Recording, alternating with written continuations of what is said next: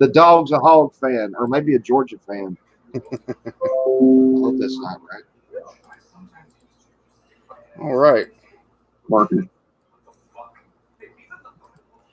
All right. So now that I'm live, everybody, welcome to Allen's Beer and Gaming, and do a little bit of college and NFL football talk.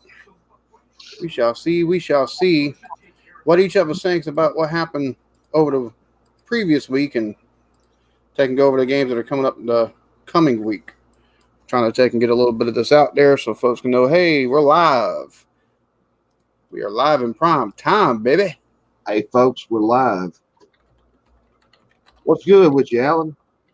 Man, it's been, I tell you what, Carolina took and, at least for the first half, their offense scared the shit out of me. I actually took and drank two of these, and then I drank two of these during the first half, and then the second half again, I drank the Westbrook vanilla shake during the second half. So, which that's another good one. I've got that review coming on the way too. I've got that in the can at the moment. So, nice. But yeah, it's they took and run. That's what's concerning me this year about Bama is the defense, the front line of the defense, because we lost a hell of a lot of talent. So we're just not getting to the quarterback the way we need to. The only good thing is our secondary is pretty decent. Like we've got two freshmen there at linebacker and one at the defensive tackle position. So it's going to be a long year, I think. I think we're still going to do good, but it's just going to be. Thank God for our offense. It's not the fact that y'all ain't really doing bad. It's just y'all ain't clicking yet, right? Yeah, defensively they're not clicking at all. They're not clicking at all. Yeah. Well, us Arkansas fans know how you feel too, brother. We gave up 34 points to Colorado State, but Colorado State's a good team. So, Colorado State also took Colorado to task for like 3 freaking quarters. That's true too. So, I mean, it's true too. You know, so I still think outside of Trevor Lawrence, y'all got the best quarterback in the country. I think that's basically all that really matters. I really think, man, you know how Saban is, man. Saban, he don't really turn it up till it gets closer, you know what I mean, to like playoffs or when y'all play LSU. And I doubt seriously, y'all have us coming there for homecoming. I doubt very seriously y'all are going to be fired up for that. Ouch. We've got y'all for homecoming? Uh-huh. I found out about that. Normally we get our Division 2 or like the lower Division 1 rivals at homecoming, just so we've got an easy win. So that's disrespectful in my opinion, actually. Oh, I do too, man. I want to be y'all owe me some money.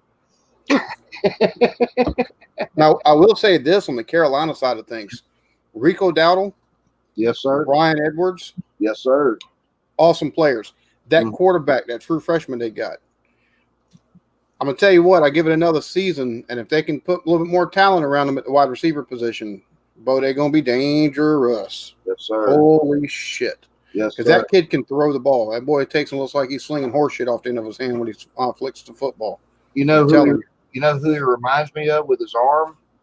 Mahomes.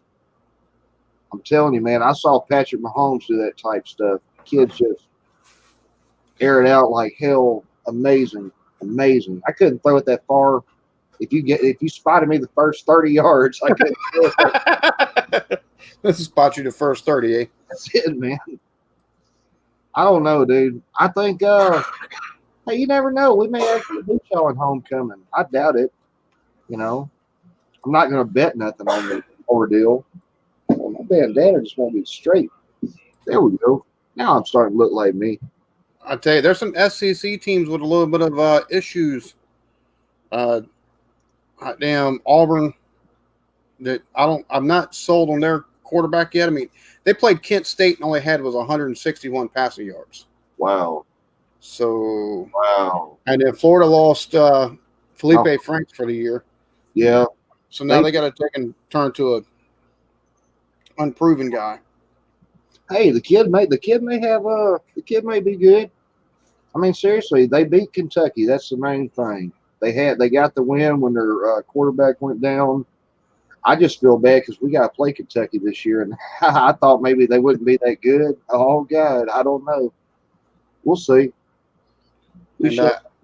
after winning the first two games of their season, North Carolina lost to Wake Forest. So, I don't know if that's just indicative of still not quite ready for the big time yet.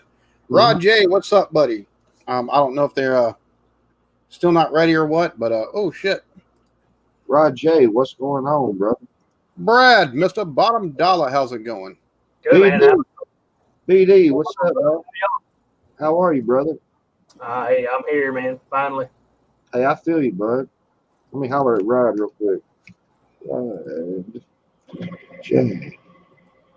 Damn. Are y'all ready for the cooler weather tomorrow? What's that? You ready for the cooler weather tomorrow? Yes, I am.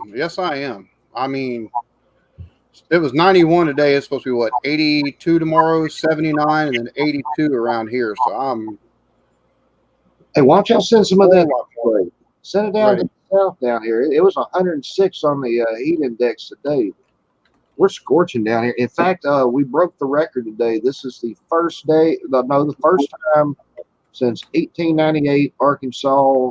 Every day this month has been over 90 degrees. Woo, good Lord. It's been over 90 here. Seems like for almost a month now. Man, it's ridiculous. We're ready for the break. Hey, I feel you, brother. Hey, y'all enjoy the break, man. Enjoy it. It's coming, man. It's coming. Hey, this is like the best football place to hang out already. When's the last time you saw an Alabama fan and a Clemson fan being best buds? Well, that's pretty cool. Hey, it happens. Maybe that bad that it's fun to at least talk to them. Yeah, exactly. Damn. Did anybody else in the SEC do anything this week? LSU beat Northwestern State. Yeah, it was a pretty shitty week for as far as SEC games go. I mean, I think the only real game, at least only conference game was the Carolina Alabama game. I think everybody else took and played, played people from different conferences and stuff like that. Now, I think, this week there's more games that are going to be. Yeah, it was pretty shitty across the board this week. I got to make a note to myself. Next time I get on the show with y'all, I'm going to rock my Razorback gear. And y'all can all be envious. Y'all be like, damn, I want to look like him. He looks cool. And then y'all I was going up to the dark side. I have a fancy Columbia and Clemson shirt here today to wear, but it's too damn hot. It's still almost 90 degrees out here right now. So I was like, hell with that. It's still hot. And cheers to the chat. Thanks everybody that's watching. Appreciate y'all deciding to check everything out. I tell you, there wasn't really a whole lot of good games this week. I think that one of the better ones was like Iowa versus Iowa State, where it was 18-17. Iowa barely squeaking out that win. How did Clemson fare? Or were y'all? They beat the tar out of Syracuse. People were bitching about it. It's that bad. Like Trevor Lawrence set his all-time passing record. He threw, I think, 2 interceptions, and everybody's like, "What is wrong with Trevor Lawrence?" But he threw for almost 400 yards. And we had 200 yards of offense in the third quarter, and people are still bitching about it. Well, he only threw 4 interceptions all of last year, and he's already surpassed that. So I can kind of understand the questioning on that. The problem is, once y'all take and get to, I would say conference play, but hell, y'all don't really play anybody in the conference. ACC is basically Clemson, and that's it. Right now, we thought we might have some competition this year from North Carolina and some from maybe Syracuse, but it's already cannibalized and it's over. We're ready to play some more SEC teams and beat them, so we're ready to go. Thank God we ain't got to play y'all. Woo, pig suey. Unfortunately, we got to play them big bad fuckers, and they're going to kill us. At the end of this year, I think there's going to be a fight for one team in this country to get into SEC or AC, and that's UCF. We need another. Hell yeah, Bamboo. UCF, man. Okay, this is how I look at UCF. Remember when Boise State was hot back in the day? They beat Oklahoma. Yeah, that's good and all that stuff. But UCF is like, okay, they're ranked 10th. Nobody's ever going to play them. if y'all played them, there's no point because if y'all beat them, either one of y'all's teams, y'all beat them. Oh, y'all didn't do nothing. You beat UCF, but if they beat y'all ain't never going to hear the end of it. Oh, I remember when we got beat by USF. Yeah, I remember that. Yeah.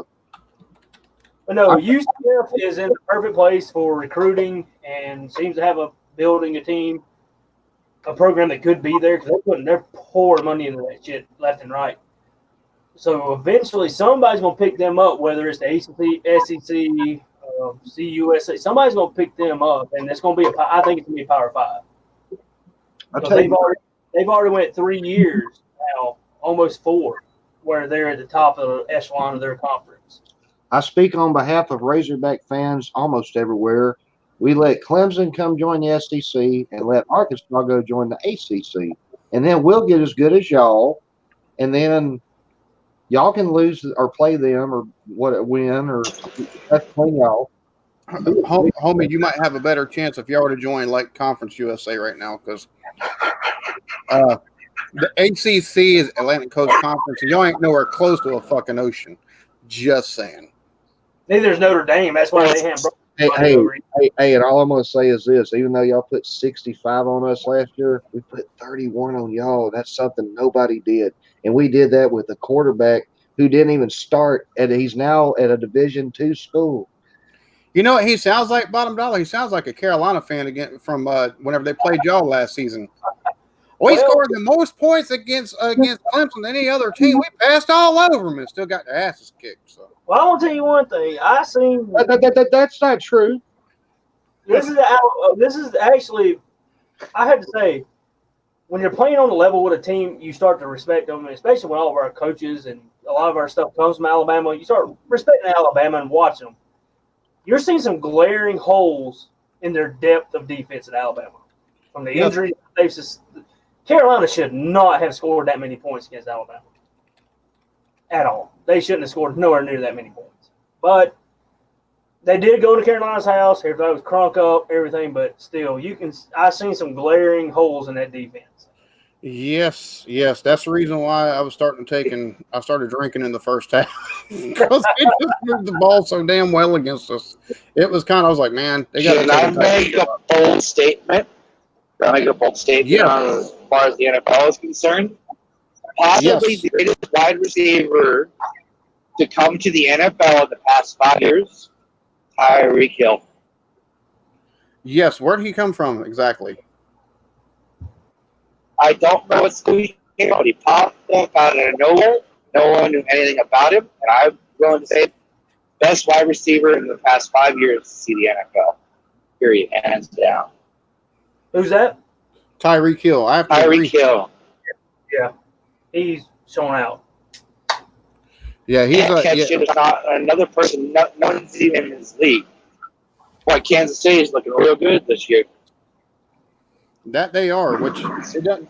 I tell you what, even because Tyreek Hill's out for a couple weeks, even without him, they're still dangerous as all shit. That boy at quarterback, Patrick Mahomes he's something else. Patrick Mahomes and Travis Kelce. Hey, if anybody's looking for a quarterback, I think that Carolina might have one they're ready to get rid of when it comes to NFL. I was going to say, if anyone's looking for a quarterback that wants to take a dive, I'm willing to take $10 million. If anybody's looking for Cam Newton, may be looking for a team here. Yeah, Cam Newton has been. I think part of the problem with Cam Newton, though, is the fact that they're not allowing him to take and run the ball at all. They're just he's having to stand back there in the pocket. He's not that type of quarterback. So I mean, you're going to take somebody and force him to. If he's got that run game, if the other teams have to take a look forward to him running and protect against that while trying to take and protect the rest of the field too, they're able to open up the field a whole lot more. He makes a lot better plays. Without him doing that, just standing back there being a pocket passer, hell, he wasn't a pocket passer at damn Auburn. But still, he was decent enough at passing that over the past 3 years, there's been probably 100 passes he should have completed where receivers were wide open, and he's just standing back there and he ain't making it. Yeah, I agree. I completely agree. It's just whether that's shoulder injuries or whatever's going on with him. I don't think he's happy at Carolina. I don't think Carolina's happy with him at the moment. So I honestly think it's time for somebody else to pick him up and Carolina move on. I agree. I think that's How what's about happening this? after the season. A player overrated, a player that's overrated with a big mouth that he has skill, Odell Beckham Jr. Yeah, hey, if those guys at the Browns could get their shit together and get doing it, man, they're going to be a good team. I mean, they got one of the better quarterbacks.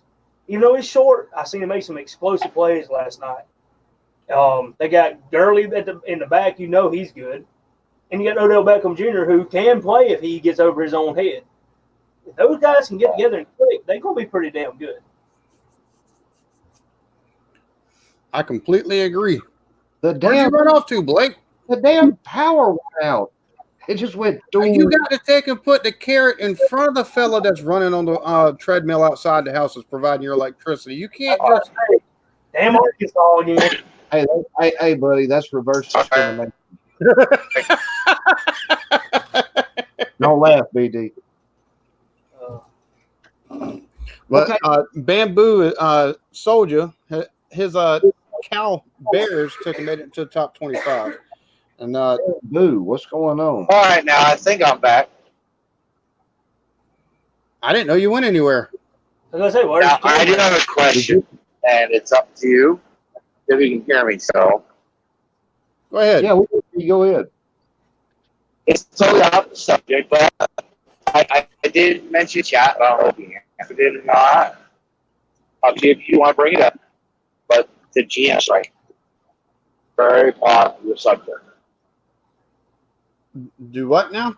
I say I didn't catch that. Yeah, The 'cause GM strike. the GM. Oh, GM, the General Motors, yeah. You know, if they want to come to I do it. well, I'm trying counts from Effingham, Indiana, to the GM plant in Missouri. I have had a lot of inside information about that strike that isn't on the news.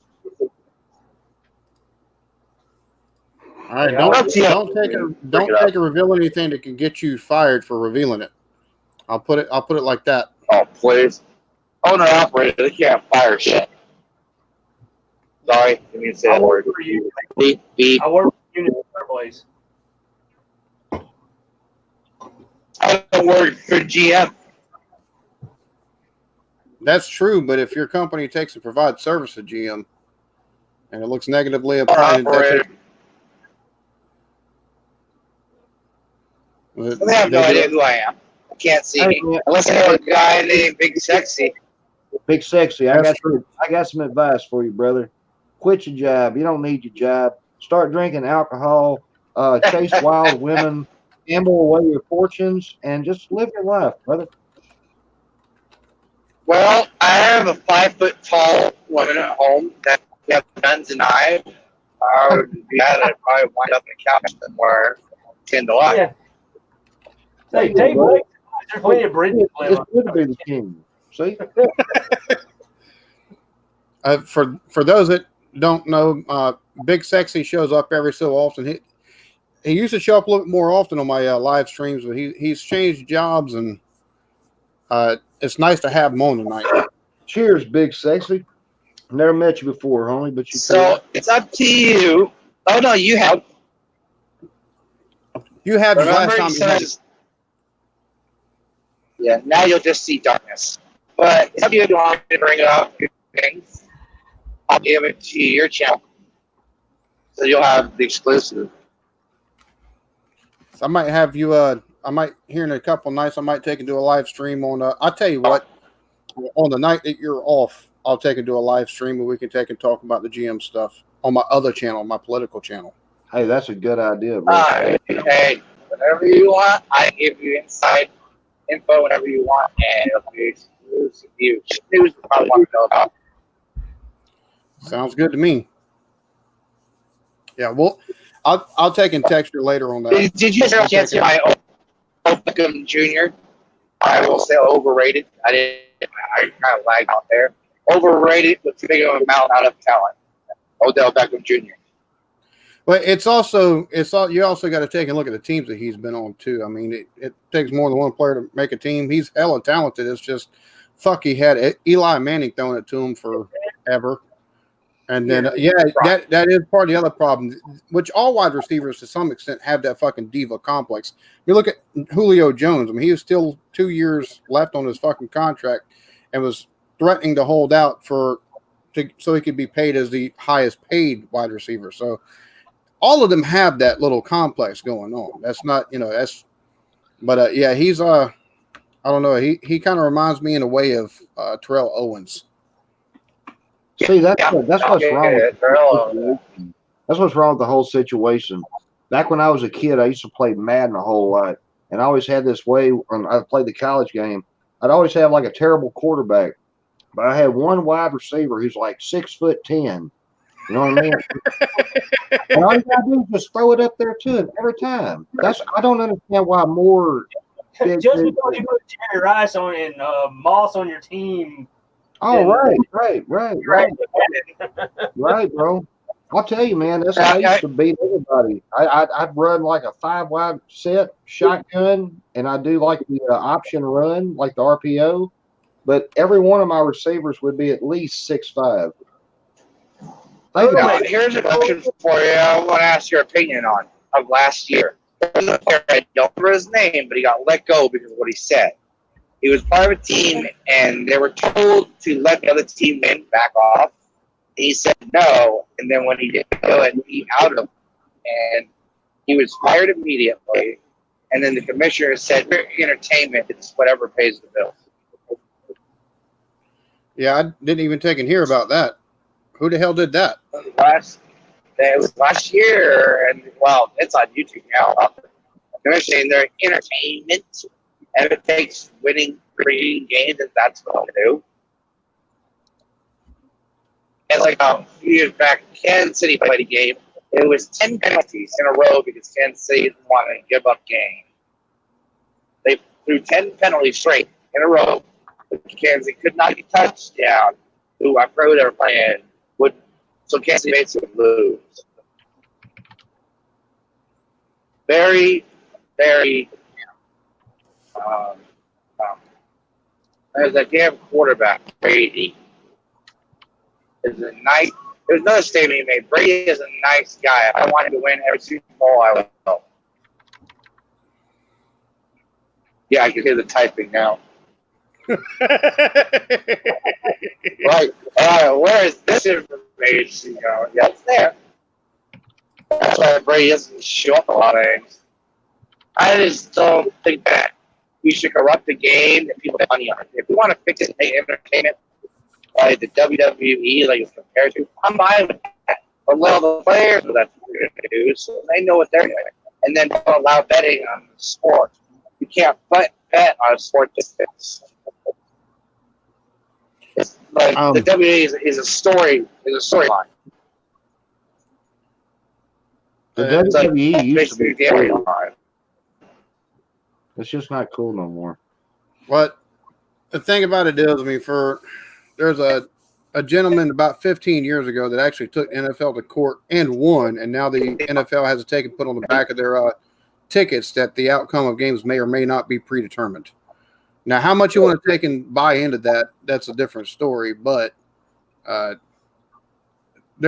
it's kind of like the NBA. There's clear examples of owners and GMs and shit like that don't know what the fuck they're doing when it comes to managing or owning a team, and it reflects in how the fucking team looks and plays. And it's kind of like Dan Snyder of the Washington Redskins. That motherfucker's got more money and he's got common fucking sense. Yes, Jerry Jones for much of the 90s after Emmitt Smith was hired and stuff like that. Hey, I know.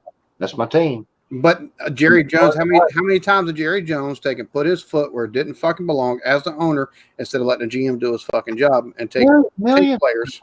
Over a dozen. See, and there's numerous examples of that happening. So I just had one question for you. How about them Cowboys? Woohoo! We're 2-0. They finally. You quit your cussing out. Huh? He said, "How about them Cowboys?" I said, "Quit that cussing." That's the only thing that he said so far that I can understand. Yeah, me too. Quit that. Quit cussing. Have y'all It's got like when you're moving. No, Have your y'all got microphone. into this week's games yet? Do what now? Have y'all got into this week's games yet? Coming up, college. Not yet. No, that NFL, college. college. We need to, because week 3 of the college games, dude, were just fucking horrific. Awful. Yes. Like there was no really good games. I mean, this week there's not a whole lot of good games, but you got like number 11 Michigan versus number 13 Wisconsin. You got Florida versus Tennessee, which is going to be either be a slaughter or a surprise with the way it's going this season so far. If Tennessee wins, Jeremy Pruitt's going to be hailed as a god. Well, the thing about it is, it's like I keep saying, you got to take a look at how many players left Tennessee after Butch Jones jumped ship. Right. Or after he got fired. I mean, there's a lot of players that took him jump ship. It's going to take him a little bit of time. Also, the other problem at fucking Tennessee is goddamn Philip Fulmer. That motherfucker needs to be nowhere close to that fucking program. Because he's going to take a weasel his way from the fucking AD to being the head coach. Again. Just mark my fucking words on that one. That's going to wind up happening at some point. Yeah, but why in the world would he do that? Though? Because he's Philip Fulmer, and that's what the fuck he does. I know that. He was but I just don't understand. Well, he was an assistant on Johnny Majors' team for Tennessee, and then once Johnny Majors started taking and having, he had a couple bland seasons, and then he had to take him out for health reasons, and they took and put Philip Fulmer as an interim head coach.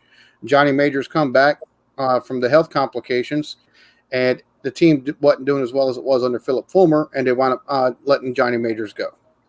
So I did not know that. I learned something. Like, Enter zone, that's the way it's kind of looking. We'll see how Georgia does in the end of it. We'll have to see. Ole Miss plays California. Holy shit. I think that'll be a good game. I think one of the best games coming up is going to be Notre Dame and Georgia this week. I do too. I can't wait to see that one because I think this year that maybe Notre Dame might give Florida all they can or Georgia all they can fucking handle. And it's at Georgia too, so we'll have to see. That'll be a good. Who do y'all think win between Auburn and A&M? I'm going A&M on that one. Really? Is it at A&M or at Georgia? I hadn't seen it. Or at A&M.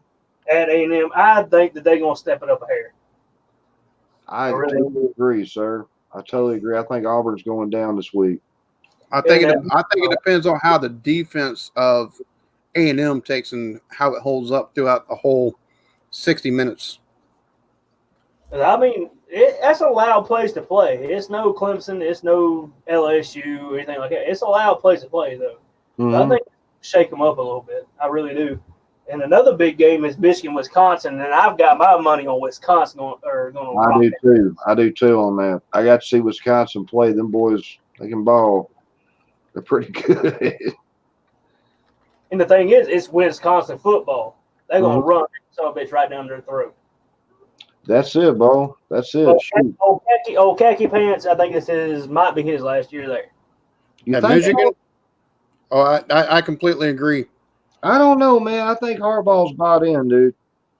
I think the boosters there at Michigan are getting tired of waiting for Harbaugh to have one of those magnificent seasons like has been, prophesied ever since he got put in as head coach. He's perennially he's just not performed. His teams have not performed. They've got all the talent in the world through the recruiting. They just, for whatever reason, they just can't get it together. I'll tell you exactly what their problem is, in my opinion. Just my opinion. There's actually 4 styles of offense. There's the offense, the pro style y'all run and spread that is like the best.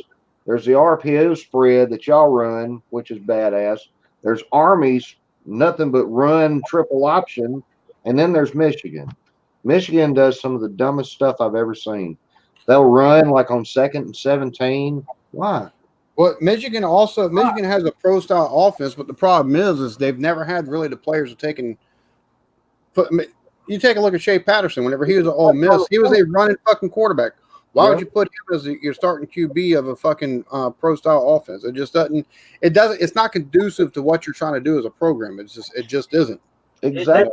They need to stick with a style and go with it. I personally, if I had to pick anything, I'd choose like Army style of offense. I get the strongest boys I could find up front and the fastest three guys to run every time. And you run the clock. And hey, man, the Citadel used the same philosophy against y'all last year, and of course y'all weren't taking them serious, but it was 10-10 at halftime. Yeah. That is true. That is true. And you got to also take a look at the fact that the Citadel actually took and beat Georgia Tech this weekend too with that. Yeah, same and that offense. is something. I mean, Georgia Tech is rebuilding. They went from Paul Johnson. He run that same Army style triple option thing every year as a pain in Clemson's ass until Brent Venables got here and figured it out. That's a very hard thing to defend. It really is. It's Army runs it to perfection now. Perfection. They have that. They still have the coach there that came from Hawaii, right? I think so, bro. And I'm telling you, they run it to perfection, and there's They something. almost beat Michigan. With. They Actually, I think Appalachian State runs some of that too, and there's something to be. Hell, they came to Clemson 2 years ago and gave us all we could handle for the first half. That was the year we won a national championship. Wow, bro. Yeah, what you mean? They've had that. I think they've had the same coach and that same style of offense for like the past almost 20 years because hell, that's the style of offense they were running whenever they took and beat Michigan at the Big House. You know, but yeah, it's crazy because I'd love to take and see more of the triple style option. I think it's one of the if it's run to perfection, like Army runs it, it's the hardest offense to defend. If Alabama ran that, as big of the guys y'all got up there, y'all wouldn't have to worry about speed no more. Y'all just we grab everybody, move them out of the way, and y'all run every time. Y'all could get a first down every play. Honestly. See, the problem is the reason why it stopped being so effective is because people run it. So many teams run it for so goddamn long that you know what I'm saying. It was everybody knew how to defend it at that point. Once teams started moving away from it, now you've got the Army and it's Georgia Southern and Citadel that take and run that type shit, and it's like now a lot of teams don't know how to defend it, or if they do defend it, they'll still take and get like Georgia Southern. What was it? 3 years ago, took and run for 350 yards against Bama. Now we killed them 52-17, but still, yeah, exactly. You want to talk about something? This kind of jumps back a little bit to this past weekend. Furman got screwed against Virginia Tech. I don't know if y'all watched that or if it was even on y'all. Furman was leading at halftime, went in, and they led it to the end. Virginia Tech did their whole thing, got an onside kick at the very end and had a chance to go back and tie it up and got called on some bullshit on the onside kick.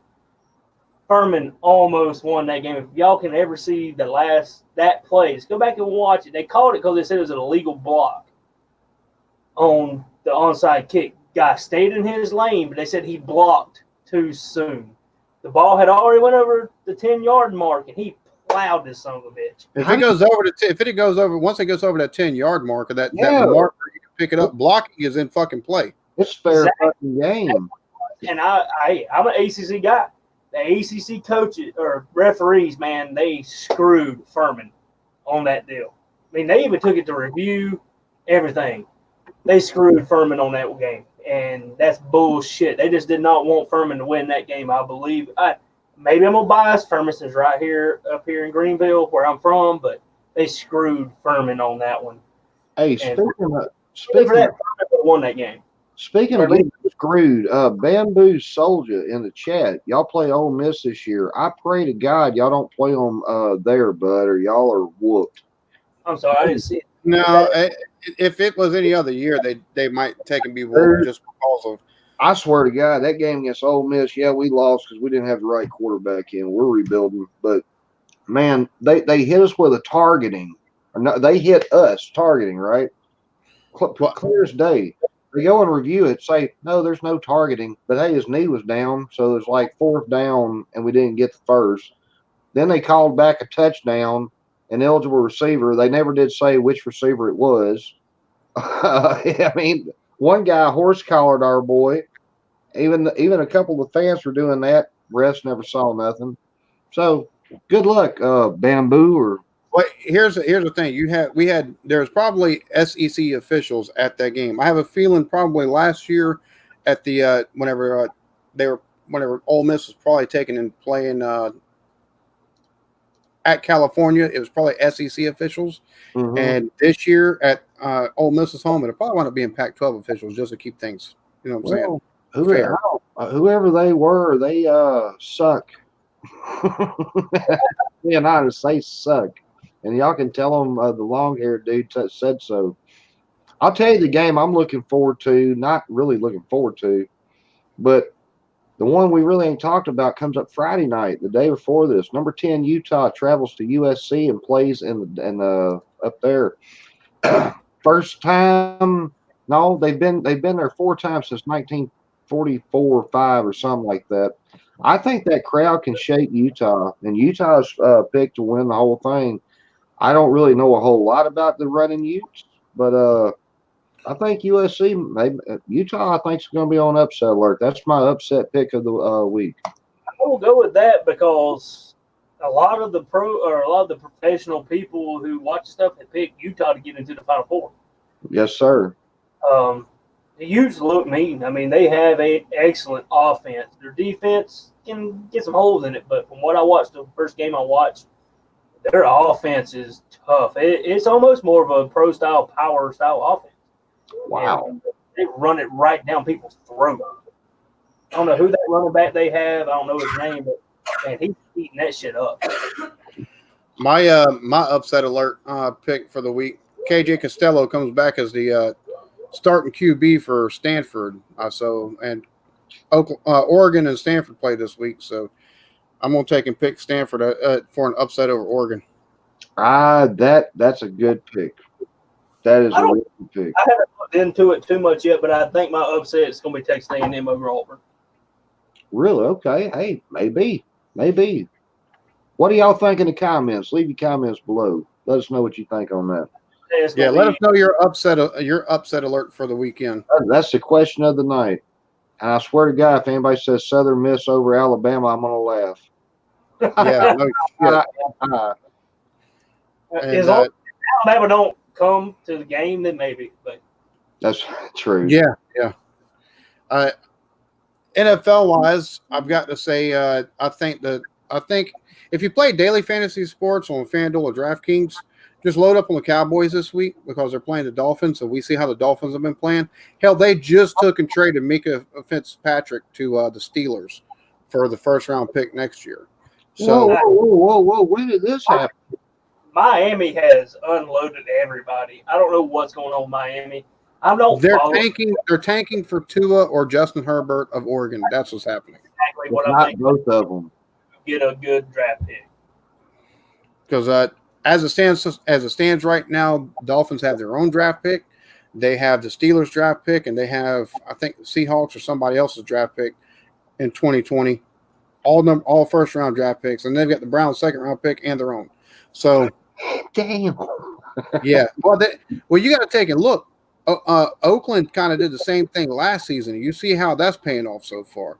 Now they got their asses stomped by Kansas City, but there's not many teams who Kansas City is not going to stomp that ass this year. I was about to say, when it comes, I don't think there's about 3 good teams in the NFL, and it looks like the Patriots, Kansas City, and Dallas might be showing something. Yeah. Well, Dallas with their, I'll tell you what, they haven't really needed Zeke the first 2 weeks at all. I mean, Zeke has gotten his numbers, somewhat, but like Dak has just been lighting it up. Yeah. And it's not going, I don't think there's going to be much difference coming this weekend. I mean, they can probably take and give the ball to Zeke 25 times and there's a good chance he could score 15 touchdowns. I mean, it's just. Shit, I wish he would, man. He's my number 1 pick on fantasy football. He needs to start producing.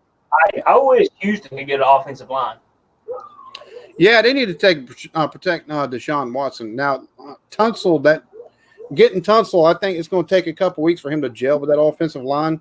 But once he gets up on the playbook and everything like that, his at least backside will be protected. But yeah, their offensive line sucks. It sucked last year and it sucked the year before that. Hell, it sucked the whole time that he's been there. Which I think David Carr of the NFL Network could probably tell people about how bad Houston's offensive lines were, because he got creamed like over 130 times in his first 2 seasons as a starting quarterback there at Houston. I'll tell you what. Like I said, I don't follow NFL very close, but I do watch it because it's the only thing on. And fucking Thursday night football, Monday night football so far has been a shit show. They need to. Well, the Browns have the potential. Don't get me wrong; they have plenty of potential, but man, They don't have the leadership. No, they got to do something. And the Browns, I mean, I don't even know what the Browns are. What the fuck is the Browns? What is their mascot? I know it's a bulldog. The doo-doo stains. I don't even know what it is. The doo-doo stains. They don't even have Hanky, the Christmas food. they don't even have an identity. What are they? They need to build identity. I mean, they got good players. They need to build a program. They got to do something. If you want to get downright honest, the Browns are technically the Ravens. And when it's funny because when the Ravens went to Baltimore 2 years after they left Cleveland, they won. So, and then the Browns, we need our own team again. Then they got it. And then they've been second ass ever since. I mean, the Browns, before the Ravens took and moved to Baltimore, they had glimpses of success. I mean, they took and won titles before the NFL was the NFL. Mm-hmm. But, Art Modell, if he'd have never took and moved from Cleveland, we might not have Bill Belichick, because once they moved on from Cleveland to Baltimore, The last big move I remember as in my lifetime was the Oilers moving to Tennessee. That was the last big move I remember. That was in my lifetime. Let's see what. I remember that one, and also, and like I said, the other big move has been from Cleveland to Baltimore. And I guess if you want to be technical about it, you also got Oakland moving to Las Vegas next season. Yeah, here in the past couple of years, yeah. I didn't realize that the Ravens moved from Cleveland to Baltimore. I didn't catch that one. I think that might have been earlier on, but I didn't realize it. Y'all want to hear something crazy about the Browns? The Browns went on to win 3 NFL championships, nearly dominating the NFL in the 50s, and won one more NFL championship in 64. However, the team has never appeared in a Super Bowl. The Browns have never been to the Super Bowl. God, that's crazy, man. Even the Panthers have been. They just didn't win it. Oh, I know. The Browns ain't been. They ain't even got to win. They just ain't even been. Okay, well, maybe. Wait a minute. While we're here, who is everybody's NFL team? I don't really have one. Colts. Dallas Cowboys. Because I always cheered for San Francisco until that whole shit come up with Kaepernick and all that stuff. Yeah. And then I used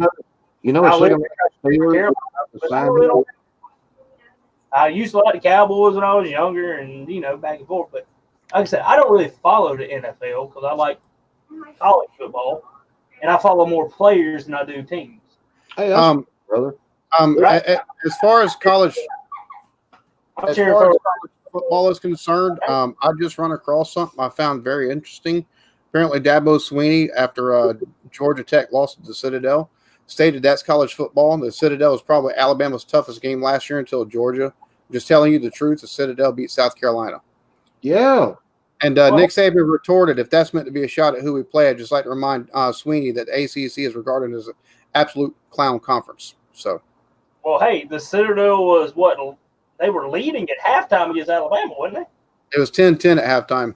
They were tied. Okay. Well, I mean, Bama doesn't lose to like Pittsburgh and Syracuse does. I mean, this is true. Yeah, I'm not going to deny it. Last minute. Blake gonna stay out of this one, eh? Yeah. I just found that pretty amusing that finally there's a little bit of back and forth. Wait, hold up. The year that we lost to Pittsburgh, we beat Alabama. Mm-hmm. We lost Syracuse. Did we beat Alabama that year? No, we did not. No, we lost y'all in the first round. That's right. So first time we lost Pitt, we did beat Alabama in the end. So My wife just took a mouth to me that Clemson sucks. So, but she's a Carolina fan, and her team just got her ass kicked. You can sublimate a big gamecock on the back of your green screen. Well, it's a good thing your disbursement came through because I'll just take and order another fucking green screen. You do that shit. No, you won't. You tell them. You tell them. Back and forth between Bama and Carolina fan that lives in the house together that are married. So No, I was saying it to the Clemson fans. See, I knew that's why y'all make such pretty kids. I knew that's why. Hell, I hope Bama's Clemson fans, so I can say it. yeah, my wife is the kind of that. She's the odd bird in her family because she is the only Carolina fan in the Clemson fan family. So that's odd. I don't know. Is she from that area where you're at? yeah, they've lived here their whole lives, and all of her family are Clemson fans. And I think just to get under her sister's skin, she started rooting for Carolina. But she's Because you got the upstate that's usually Clemson fans, the whole mid part of the state that's Carolina, and the coast is a lot of Clemson fans. So yeah. you got the whole little neck down there. It's all either that or actually Anderson and all that area over here. It's all Georgia fans. It's kind of weird here in South Carolina. Well, I can understand, people being teams of either, but why the fuck would you be a Georgia fan? I don't know. I can't figure it out, but they are over in Anderson, down towards Iowa, McCormick, that area. What you mean? That kind of makes it kind of does kind of make They're sense. pretty close to Athens, but still, why the fuck would you want to be a And Georgia fan? Even if you live in Georgia, why would you want to be a Georgia fan? Or just be in Georgia. In Auburn and Phoenix City, Alabama, there's a lot of Georgia fans. So Phoenix City, that's one of my favorite racetracks on earth.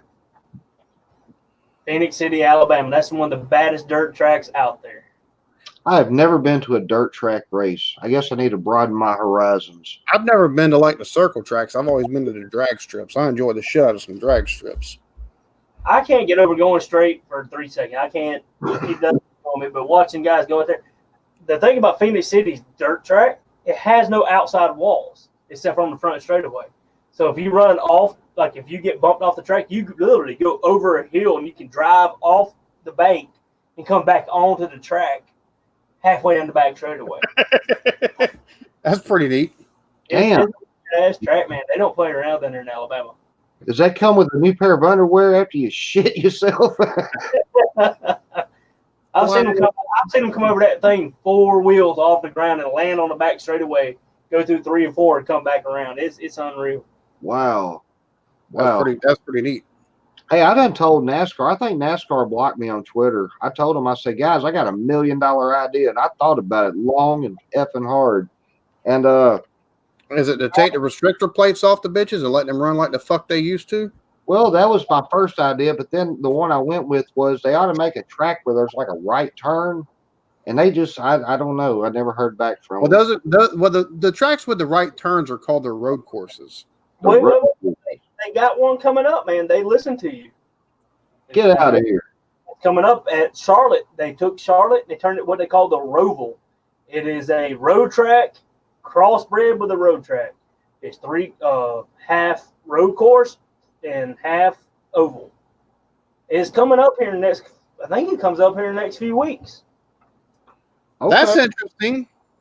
I'm gonna have to check that out then. They call it the Roval. I want to say it's coming up in the next couple of weeks, man. I watched it last year. It's a badass race. Like I said, they run wide open through half the track, across the 2 of the turns, and come in. There's a road course. I'm looking at this right now. You ain't lying. Dude, that's damn. There's gonna be a fucking right hand turn. Whoa. I think you just blew his mind. There's gonna be I was surprised. Four Off his head. right hand turns.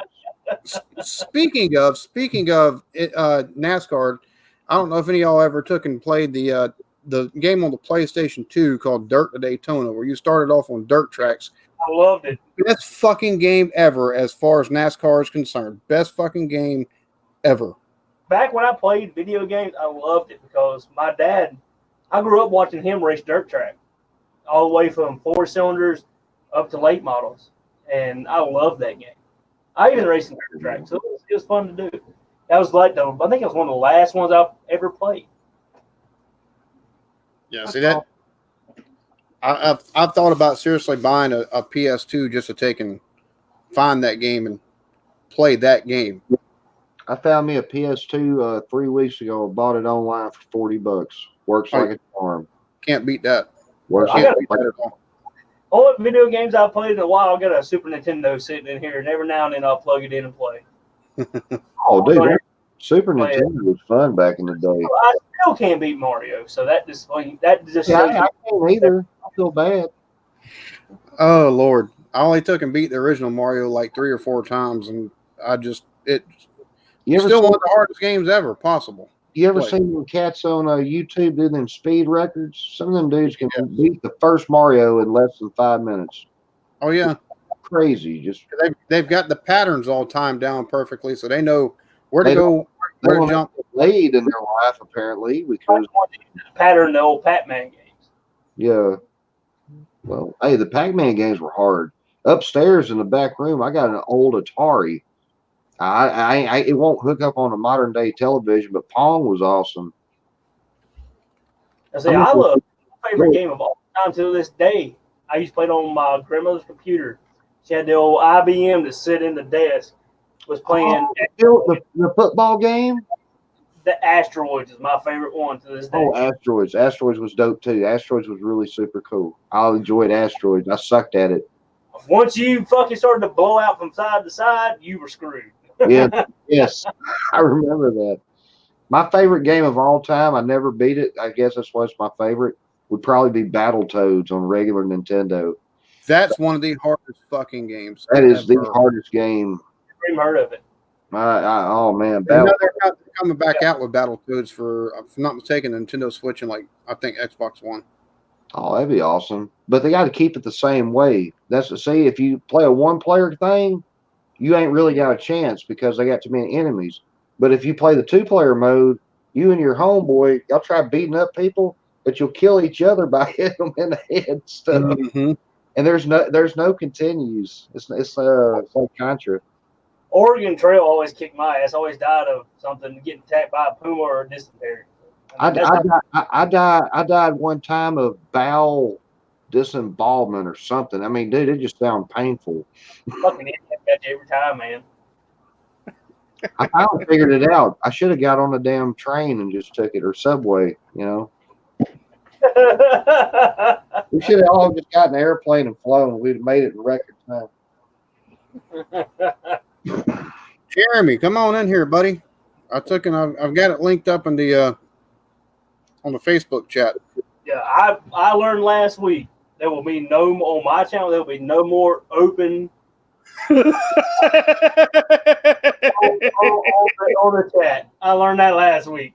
I had nothing to do with that. I had heard about what happened. It must have happened right That after. was the craziest thing I'd ever seen, because that one guy come on and tried baiting both of us to say something that we shouldn't, and then that motherfucker.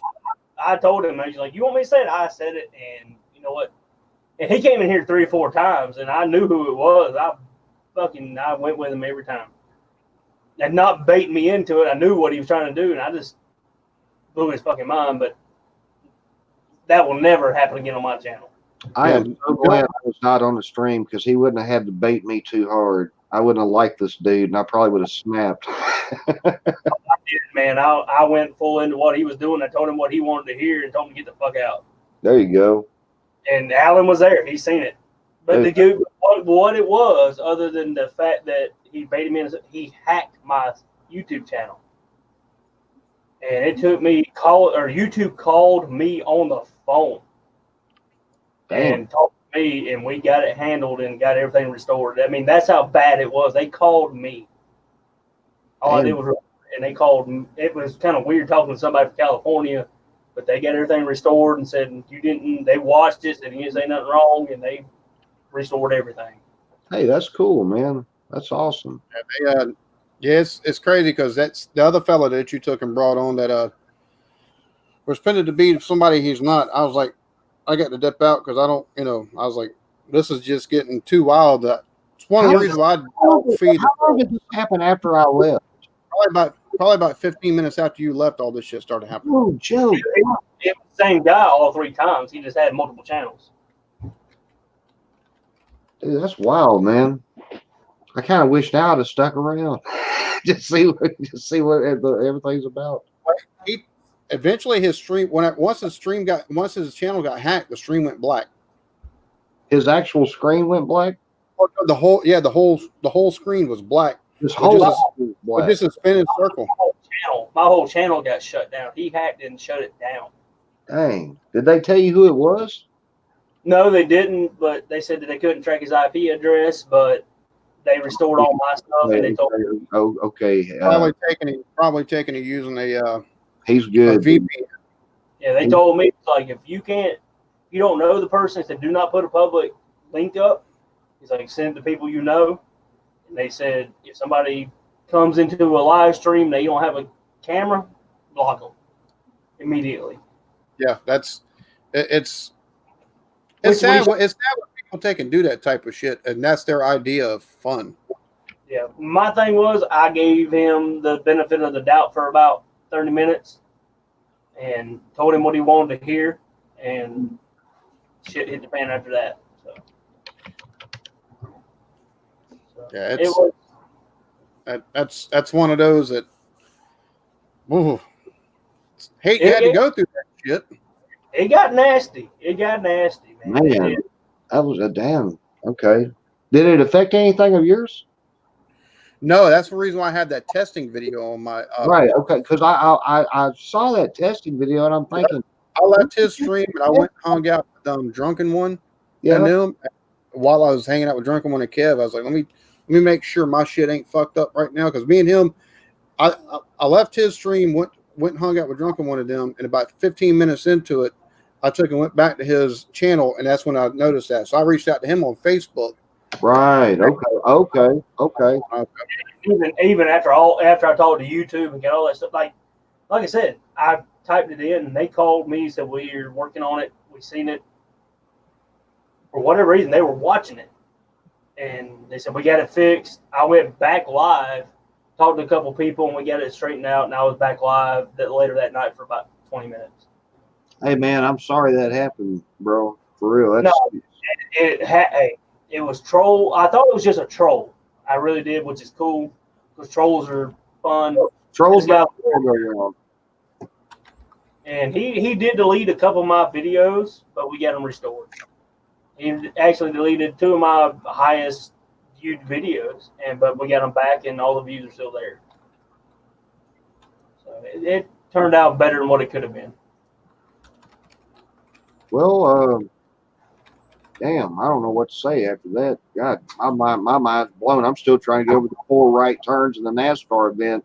This is really blowing my little fuzzy head off. To get back on topic, man. So, what are y'all predictions for this week? College or NFL? What are we doing? Everything. What do you got? Okay, I predict Alabama will win. I predict Clemson will kill Charlotte. I'm going to pray to God that my Arkansas Razorbacks beat San Jose State. I think where is it? I think USC is going to get the upset over Utah, who's number 10. And to cap it all off, my upset of the week, Jeremy's probably going to – no, I can't do it. I don't know, though, man. Chiefs and the Ravens. God. My upset of the weekend is the Giants over the Buccaneers. I think Jones is going to get his first win. And go. I think Wisconsin's going to take and beat the hell out of Michigan. Unfortunately, I think your Mississippi's going to lose to California. That's who's got them That's what it shows them playing as number 23 California. I think Northwestern beats Michigan State. I ain't even concerned with the Bama game because it's Southern Miss. I think it's going to be a hard fought game between Auburn and Texas. It's just Texas A&M. Just Texas A&M hadn't showed me enough to be impressed with them. Of course, neither has Auburn. So I think Texas A&M at home probably pulls that out. And as far as the NFL is concerned, yeah, I think the upset of the week might actually wind up being the Ravens over the Chiefs, and it's simply because of the fact they've got Lamar Jackson, and he's shown that he can throw. And as good as Kansas City is on offense, they're just as bad on defense. So, and they've got to take and stop not only Mark Ingram and Marquise Brown and Mark Andrews and Willie Snead, fourth or whatever. So I'm just going to roll through the top 25 of what I think is going to happen. I got it right here on my phone. I'm going with Utah over USC, Boise over Air Force, Wisconsin over Michigan, Florida's going to beat Tennessee, of course. This is, let's see, California's going to beat Mississippi. LSU is going to win Alabama. Let's see, what else we got here? I actually think that BYU might beat Washington on this deal. But Nice. and when it comes, like I said, my upset when it comes to it, Texas A&M is going to beat Auburn. Let's see. And here's one that might be a bigger upset. I'm going with App State over North Carolina. that very well could happen because App State's no longer in Division II or the FCS as they like to call it. They're Division I. Yeah, UCF is going to handle Pittsburgh. Missouri's going to beat South Carolina. I don't know about that. Do what? I don't know about that. UCF and South Carolina, Missouri and South Carolina. It's at Missouri's house. If it was the other way around, I would go with South Carolina. Okay. You're right. Other than that, man, it's pretty straightforward from there on out. Georgia, Notre Dame. I'm hoping Notre Dame wins, but I think Georgia will. That's about it for top 25 matchups. As far as NFL, I really don't follow it, but I'm going with the Chiefs. There you go. Well, Jeremy will like that answer. Chiefs are his favorite team. Thank you, Chiefs. And I'm going to give most of that to my boy from Clemson. So. There you go.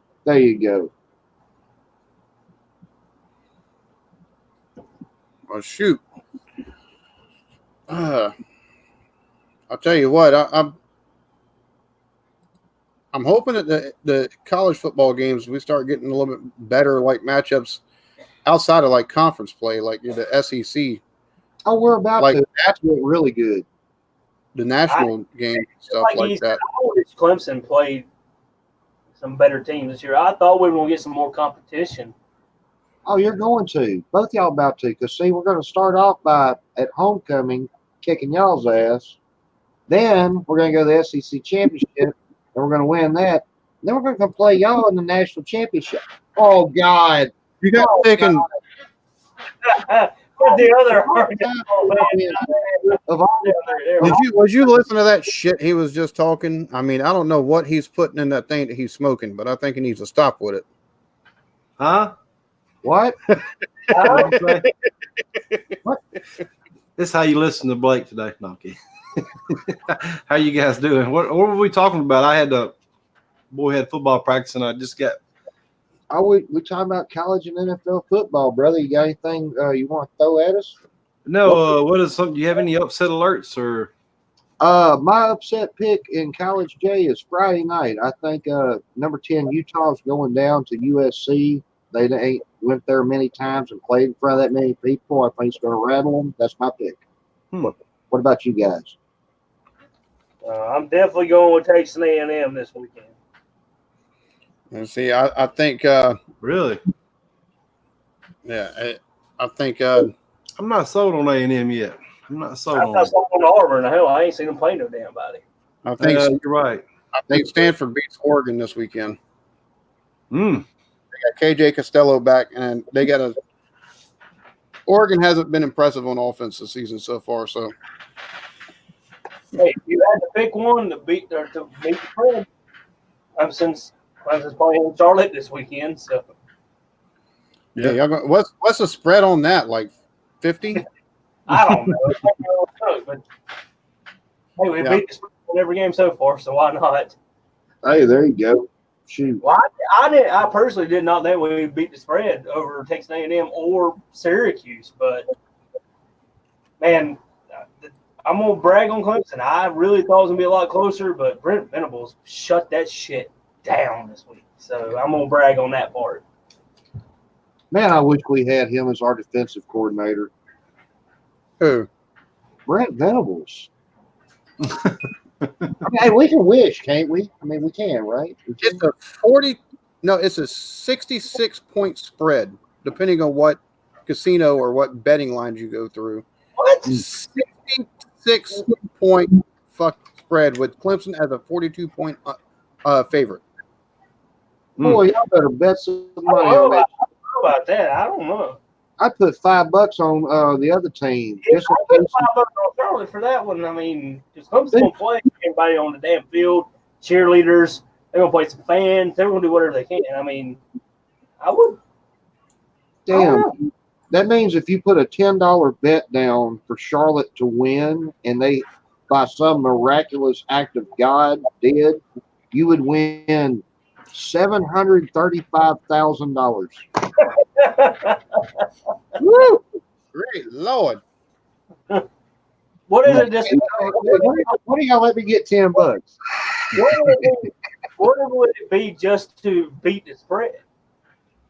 Oh shit, I have no idea on that. I was just doing the math on the update. I mean, on the upset. I don't know. Carolina, Charlotte's damn sure the underdog. What'd you say the spread was? 66. 66 points, and Clemson ain't gonna score that. They're not gonna beat Charlotte by 70 points. So no, that's just not how Clemson works. If you were gonna do it, I'd actually bet the spread. I would go with Charlotte to beat that.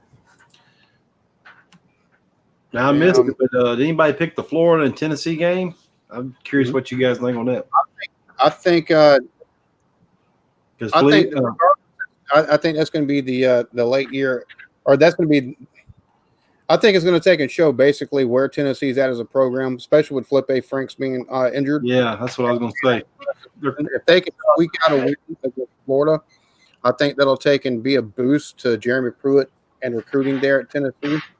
Or Philip Fulmer, if the next 2 seasons he winds up taking over from being the AD, which I think that's the dumbest fucking move that Tennessee's done with putting him as the fucking AD of that fucking place. That's fucking retarded. But I digress. Yeah, I think if Tennessee squeaks out that win, it's going to be a big boon to them. But it also, a team that took a loss to BYU and Georgia State or whatever in the first 2 weeks of the season, I don't really hold out much hope that that'll actually happen. So when it comes to the SEC, Tennessee is my favorite team. It's just because they're so much like Clemson, ag school, that kind of deal. But man, it's right now, man. The dumpster fire ain't been put out yet. You think Florida will beat them? Oh yeah. I think Tennessee has just been throwing the games all year. I think they're going to win. I think Jeremy Pruitt's going to be hailed as the savior of the masses. Well, they're going to build a statue outside the stadium after this Damn game. right. It's got to be bald on top with a lot of chrome. It's going to be sexy. Well, it'll be enforced. all the problems with Tennessee start and end with Philip Fulmer, straight up. You're right. You're right. Because he took and whatever. Where it starts and finishes, I think honestly it's with Tennessee's group of people who are hiring their damn coaches. I mean, they seem to not really care about football and not really wanting to put the money into it. they really have not made a good hire in how damn long? I mean, why not? Get off your fucking pocketbooks, Tennessee, and pay somebody to come up there and run that place. That stadium can hold the fans. You got to get them in there for something to make them happy. Yeah. As of right now, USC is the favorite over number 10 Utah in the betting. In the private chat, I Good. just took and put a link that if y'all want to take and whenever you have time, taking and actually checking out, explains part of the fall of Tennessee. And I think the boosters are the issue, but it's not because they're not willing to put out the money. I think the AD before they took and once they took and fired Philip Fulmer the first go round, the next hire that they took and did of Lane Kiffin instead of some of the more established coaches that were or the up and comings that were in the league or were in the conference, and their mishandling of those interviews and stuff like that. Like I said, it all starts and ends with Philip Fulmer. So I'm going to say a lot of teams, and that a lot of people hate Tom Brady. They really do. Now, I'm going to try to relate this in the end to college football. Tom Brady is the best quarterback in professional football has been there, I think, ever. I really do. He's not my favorite player from the favorite team, but saying no, he's like, I don't need a raise. I would rather my people around me get good people around me. Right. And a coach needs to do the same thing. Mhm. Say, I don't need to be the highest paid coach in the world, but I need my coordinators to be the highest paid coordinators and want to stay here and build continuity. Right. And that's what's going to have to happen at Tennessee. They're going to have to get a good coach in there who wants to be there. And I'm just going to say this, row a little boat, get him in there, and see what happens. Unless they win this weekend and they build the statue for Jeremy Pruitt. they One game, yeah. They'd have to do more than just beat They'll forgive the man for the first two losses if they beat Florida. They can get the man in there, row a little boat. I think that would be the place for him to go. Mhm. But no, Tennessee needs not only a players coach, they need a fans coach. And it has to work out there for them. And Tennessee, they have the money, they have the stadium, they have the ability to do it. Just got to get the right man in the booth. You got to be there because Tennessee can do it. Tennessee. What do you think about Gus Malzahn? Why the fuck would anybody hire that dumb son of a bitch? Gus Malzahn is a coach. He is not a player coach. He is not a fan coach. He's a weird ass, but he can coach. He can coach. He is a amazing offensive coach, but he is not a head coach. Yeah.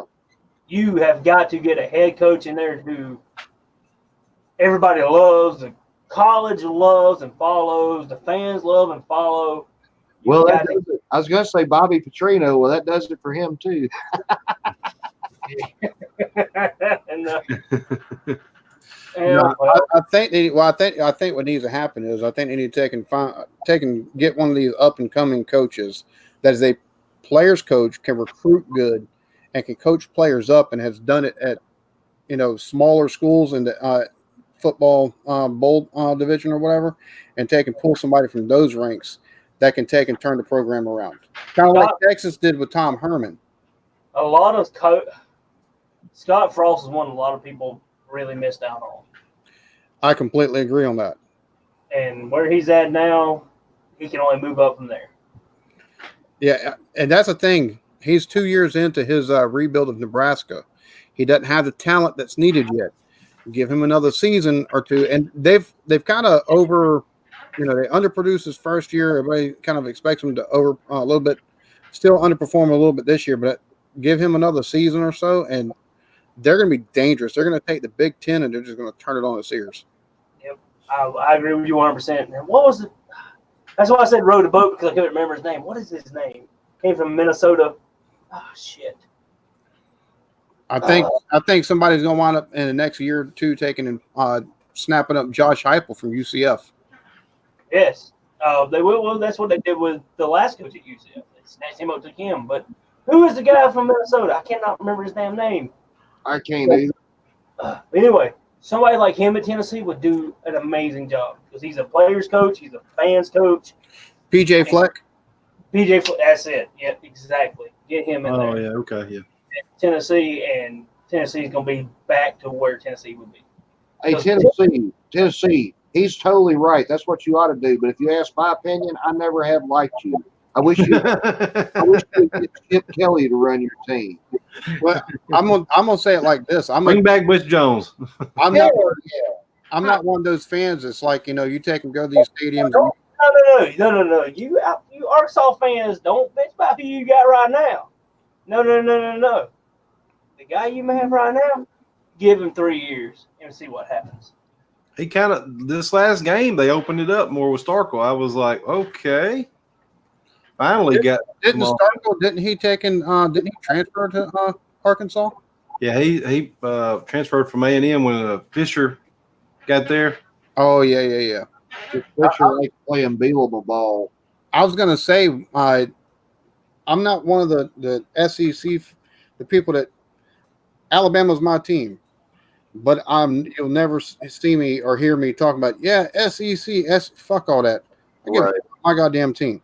Now I will say this for the SEC as a whole, the SEC is better whenever Georgia's doing like it's doing now, and whenever you've got a team like Tennessee in the East and Florida, all running at top fucking notch levels.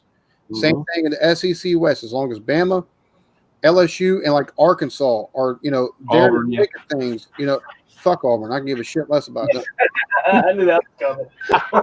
The Gus bus may run over you again this year. Better watch it. Hey, Jeremy, They can't get their true freshman quarterback to take and throw for more than 200 yards against motherfucking Tulane. I ain't worried about them. I heard about that. I didn't get to watch the game. Chiefs to lose this weekend. Oh, Temple. He did. Temple upsetting fucking Maryland this weekend. That was awesome to watch. They faced a team with a defense. Finally, is what happened. Temple, man, they went there. They handled that shit. That was unbelievable to watch. They busted that ass. So that was fun to watch. Because I hate Maryland. They left the ACC thinking they were going to go to Big Ten and be some badass. I knew whenever they took and left the ACC. I was like, why would you do that? Because if you get good, you'll take and do better in the fucking ACC than the Big Ten. I'm trying to find who Temple plays this week. Yeah. But hey, they made more money with the Big Ten, so that's the only reason that Notre Dame, I don't think, has came into ACC. They're making more money with NBC right now. Oh my God! I have a major announcement to make. Uh-oh. I just hit 102 subscribers. Hell yeah. Hell yeah. Ah! Okay, now I'm going to retire. I'd like to thank all the little people out there. It's all downhill from here. I know, right? I'll say you're growing faster than my channel did. Well, I'm also Congrats. kissing a lot more ass than you are, buddy. That too. I love it. I'm sure if I took him, did a little bit more brown nosing and stuff like that, and trying to. Hey, if you put on an Arkansas shirt, I could get you at least 10 fans by the end of the You stream. get at least 10 sympathy subscribers. I'm not losing 30 to gain 10. It just ain't gonna work. Almost had him. What did you guys discuss the Ole Miss game? Hey, Ole give me Miss some versus California. restroom break. Yeah. What do you put on that one? See, I don't know a lot about California this season. They're ranked. I mean, Yeah, they're ranked 23rd, which is that's something that you hadn't seen in a while is California being ranked. I have no clue about. I don't know either. I think Ole Miss will give them their defense is going to stop them. They've done everybody that's played Ole Miss Where they playing them at? Where they playing them at? Ole Miss. Oh, Ole Miss gonna win.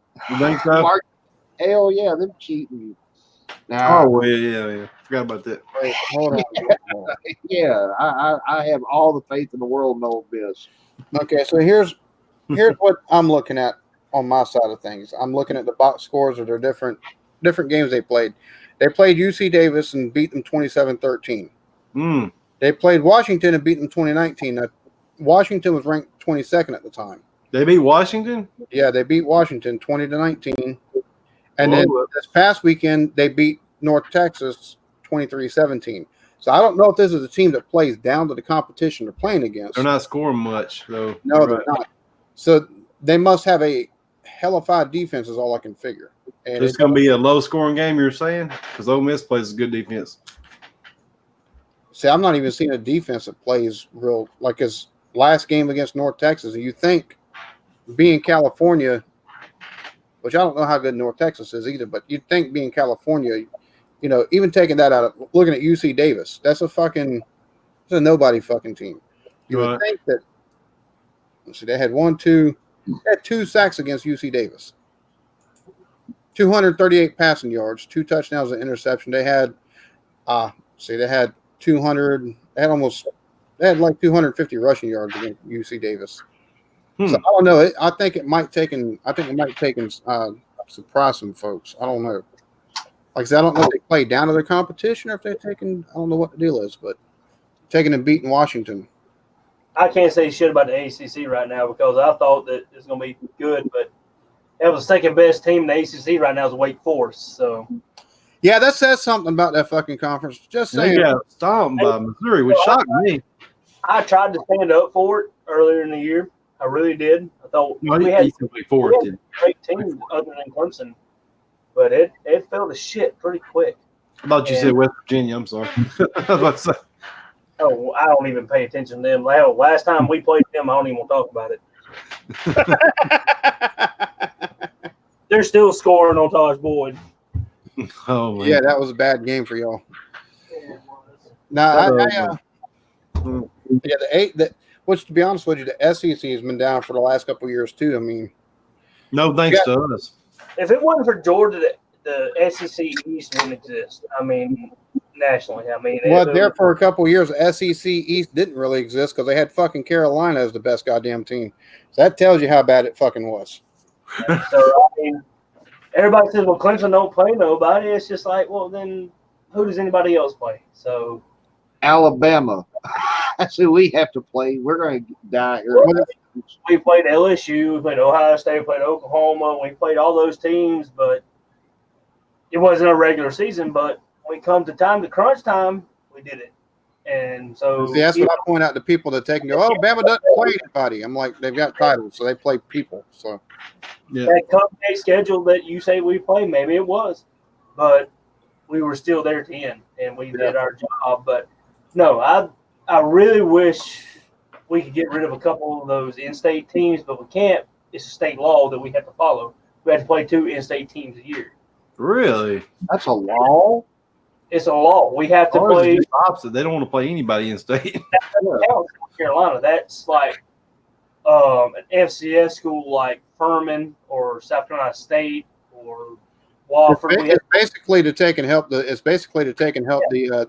I think that not only the attendance and the draw, but also just overall fandom for the whole state for each that includes the small schools. If they make at least $1 million, that little school, whoever we play, makes at least $1 million off of it each game. Damn. Wow. And what sucks for them because they come here to get their, we play them and players get hurt. They play a team that, actually I'm not gonna lie, they come up here and they play their ass off. So they're playing something that helps them out in the FCS, but they get some players hurt sometimes, and something that hurts them in the long run or whatever. But it does give them money for their program, and it does give them experience to play tougher teams in their conference.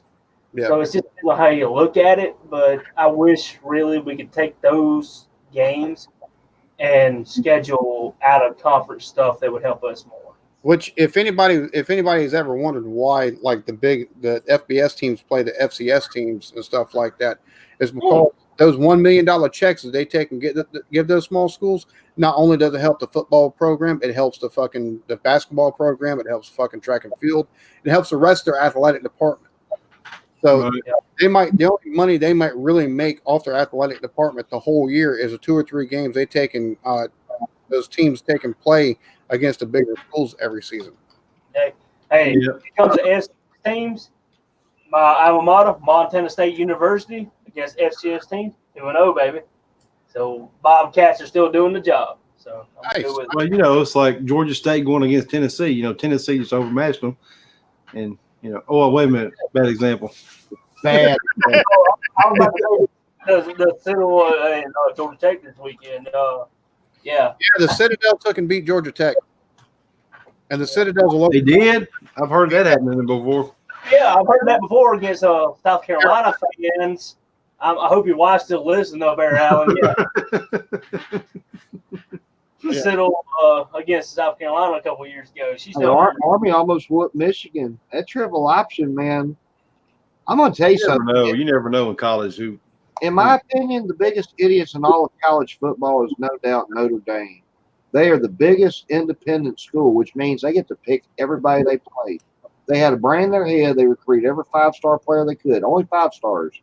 I don't give a shit if you get 2 people that year. They had to play. With their agreement with the ACC, they have to play 4 ACC teams every year Mm-hmm. in football. But yet they're not an ACC school except they're ACC in everything except for football. Yeah, yeah. All about their money contract with the NBC. So once that contract runs out, they want to come play big boy football. You know where we're sitting out here, right on the East Coast. Mm-hmm. Well, they basically though Notre Dame is having to pick up these other games like the Georgia games, just to even get in the because if they went out, then they still may not go to the because you still do play. They do beat these teams and they end up in the college football playoffs and get their ass embarrassed. Right. That's why I remember them talking about that on that they had to step their schedules up. Because I'll be honest with you. I wish that every one of the Power 5 conferences, I wish they played one small school a year, and the rest of their schedule that's not conference were made up of other Power 5 conference. Yes, The last time Notre Dame tried to join a conference was the Big Ten in 1926. no, it's because of the money. I mean, That's they it. had Those are the ones. conference or contract with the NBC, Mhm. and they're the only team with them, and it's huge money for them. They carry every home game. Yeah. Right. It's a huge money thing for them. But Yeah, if they're going to ACC and have to depend on the ACC network, some of their more shit games, they might get lost in the shuffle, and they don't fucking want that. no, exactly. But they get to. But while they're independent, they do, like you said, they get to choose who they play. They get to play USC. They get to play Clemson. They get to play Georgia. They get to pick those games. If I was them, I'd play every pussy I could. they can't. And no, I'm serious. Just play. Well, I know they can't play everybody, but the games you can select, I'd play the worst schools. That's where you You're not gonna get.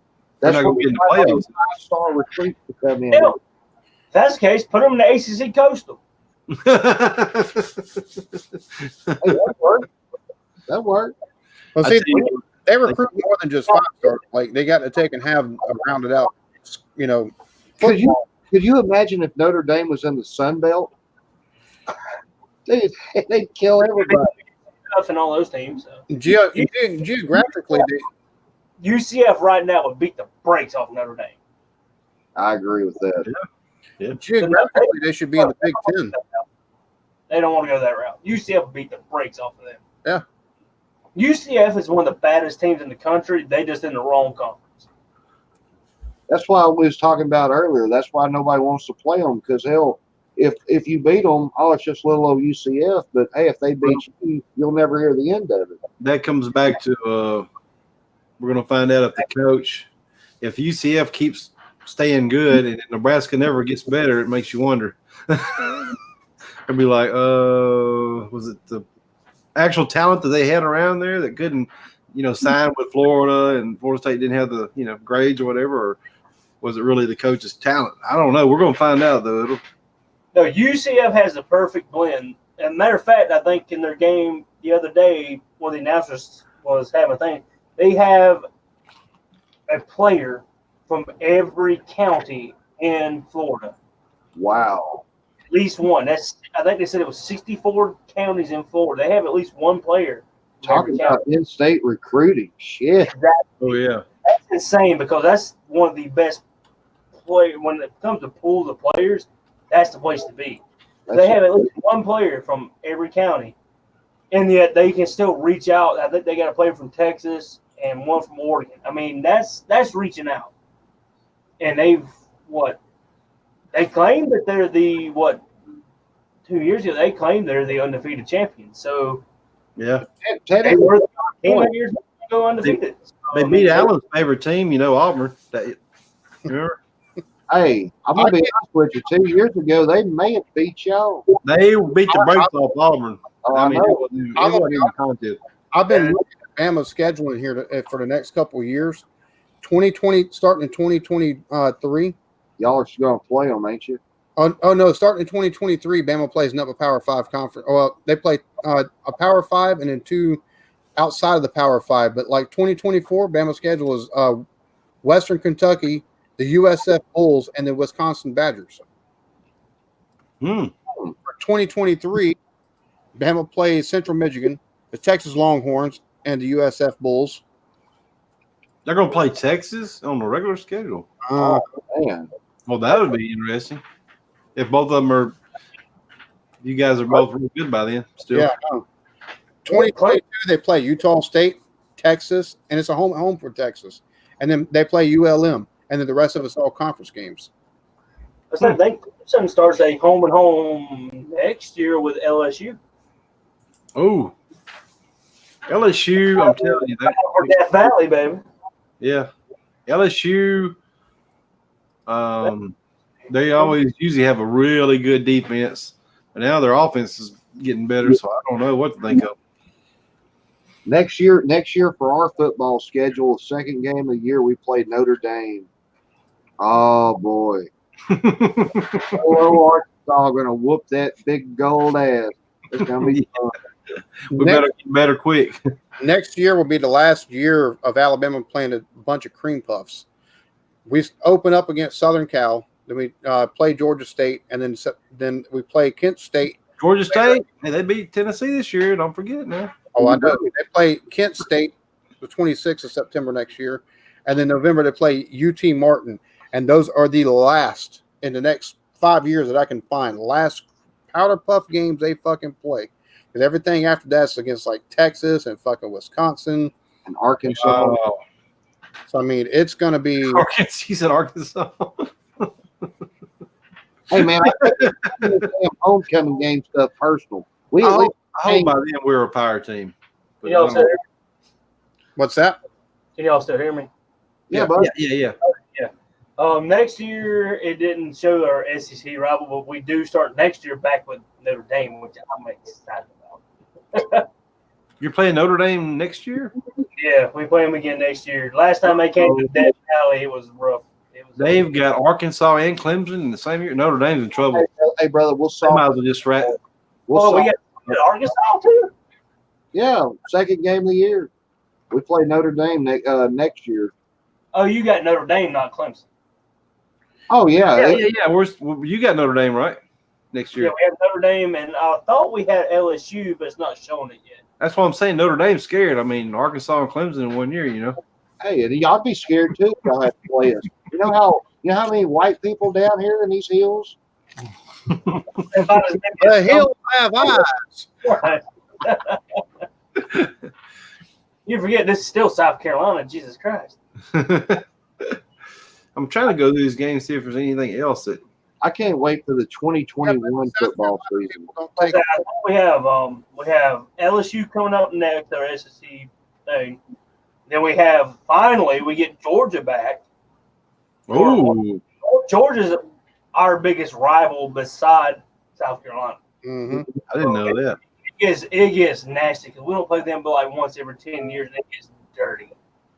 And then I think after that, it's back to Alabama and those teams. So Both.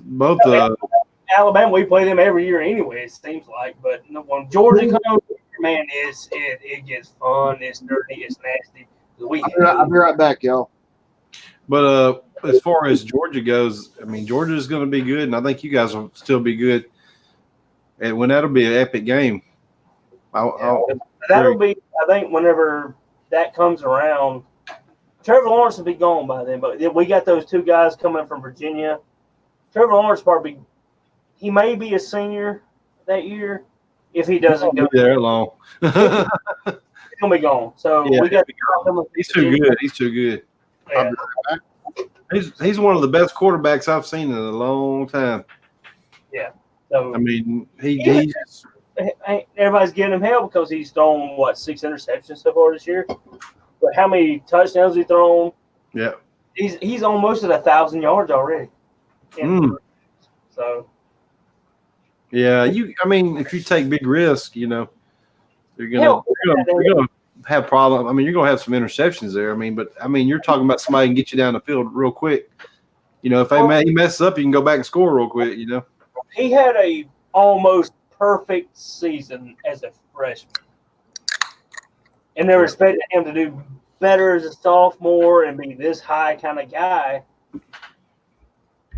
If that's the case, a little bit of a slump for him. He's still at 90%. It's still better than most quarterbacks in the. No, I agree. I mean, he threw this many interceptions this year, and a couple of them were pretty shitty. I do have to give him that. They were pretty shitty, but you have to see. But he also set, during the Syracuse game, he threw 2 interceptions. That looked pretty bad. But he also set his own passing record for last year in one game. He had over 250 yards of offense in the third quarter against Syracuse. Good Lord. Wow. And they still said that Clemson looked like shit. I mean, as a Clemson fan, we heard it on the bragging boards or whatever that Clemson. They're like, "Oh, Trevor Lawrence looks like hell." I'm like, are we really that spoiled now? Yeah. Well, now you know what it's like to be an Alabama fan finally. Mm-hmm. Exactly. That's exactly what I'm saying. Are we really that spoiled when we're setting records? And it's not. See, because I didn't care for the first half against South Carolina, but Tua Tagovailoa also took him past for 448 yards and 4 touchdowns. Exactly. And they were still bitching about it. Why? Yep. Why? Because they expect nothing short of fucking perfection. Yeah. I'm gonna be honest with you. The team that scares the shit out of me this season, the SEC, isn't Georgia. It's LSU. Joe Burrow and that fucking offense. I'm gonna be honest with you. I actually think we're gonna lose that one. Really? Just unless our defense gets better, we're fucked. Are you at LSU or at home? Good question. I don't think it really matters. We win more at LSU than we do at home against them. If you're at LSU, I see you losing. Nope, it's gonna be at Alabama. Yep, we're fucked. We do better playing against LSU at LSU than we do playing against LSU at home. And the thing is, the reason I say this, the thing is the same thing I've seen. This is my observation as not as a Clemson fan, whatever. The glaring holes in the depth of Alabama's line and linebackers. Well, we got 2 true freshmen playing at middle linebacker. Yeah, the injuries of Alabama's secondary is very obvious. Do what now? Our secondary. No, your linebackers and line. Y'all have got a lot of injuries there. Yeah, and we've got a true freshman playing at nose tackle too. So unless they can learn how to put some pressure on the quarterback, our secondary is going to have a very long fucking year. Because Ryan Helinski, until the second half of that game, took and eat up our fucking secondary. Really? Wow. That's one thing that Clemson's got to worry about when we go to South Carolina this year. Is Helinski and throwing those wide receivers. But that's one thing. I compare South Carolina to Syracuse. They're very similar when it comes to their schemes. I really believe that it's very similar, but I believe Brent Venables is going to do the same thing he did against them that he's going to do South Carolina, and it's going to be destructive to them. We're going we put up 8 sacks to a team that we didn't think we'd get 1 against that offensive line. So we'll see how it goes. I can't wait for my Arkansas Razorbacks to get good enough to kick all y'all's ass. Boy, we're going to win all of it. Rest of the year. We're going to start with him. Ain't that right, Jay? We're gonna start with Well, Cam. if y'all are starting with us, you're going to have a shitty season until you get to us. I mean, just saying. Yeah. Where's the love? You're supposed to encourage me. Love. I mean, I love Alan, what's more important to you? What's more important to you? My team being your team or your team being good? As a Clemson fan, I love y'all's coach. We want you to do good. I've seen a first glimpse of hope this last game because he opened up the offense finally. Like, and Starkville, he just let Starkville do what he let him do the plays that he was comfortable with, and the young receivers are comfortable with. You know, Did you actually hear about that? What? Supposedly about an hour or two before the game started, Starkville walked in and told Coach, said, "We're going to run the plays that I know how to run." And he's only got like 20% of the book, but he's like, "We're going to run those plays today. No more wild trick, jackass." No, he did. He told him he wanted to run stuff that He knew how to run the run. stuff that we know 100%. You know, that I know 100%, that the wide receivers know 100%, and that's what they did. And man, it was a lot faster up tempo, and I was like, okay, this is good. This is offense is looking better, but defense, I don't know. Defense, We have been rebuilding for 6 years. 60 years. Hey, Oh, 6 years. Oh. Hey, don't feel bad. Bama took a rebuild for 10 years after Gene Stallings left. So, I mean, So we're almost through the storm. I don't know. We got another 60 more years. I don't know. Bama's got tradition. I don't know about Arkansas. Gotta lay off cigarettes and dairy. Y'all have, I have a question. Before Lou Holtz was y'all. We got to run the football. We almost had the tradition, Alan. Do you know the story behind that? No. I talked to I was telling you the lady that the secretary where I work up there, that's her uncle. Great uncle was Bear Bryant. And she said that his dream was to coach the Arkansas Razorbacks. That was his dream, ultimate goal in life. He got up there, he was considered for the job. And Frank Broyles, nah.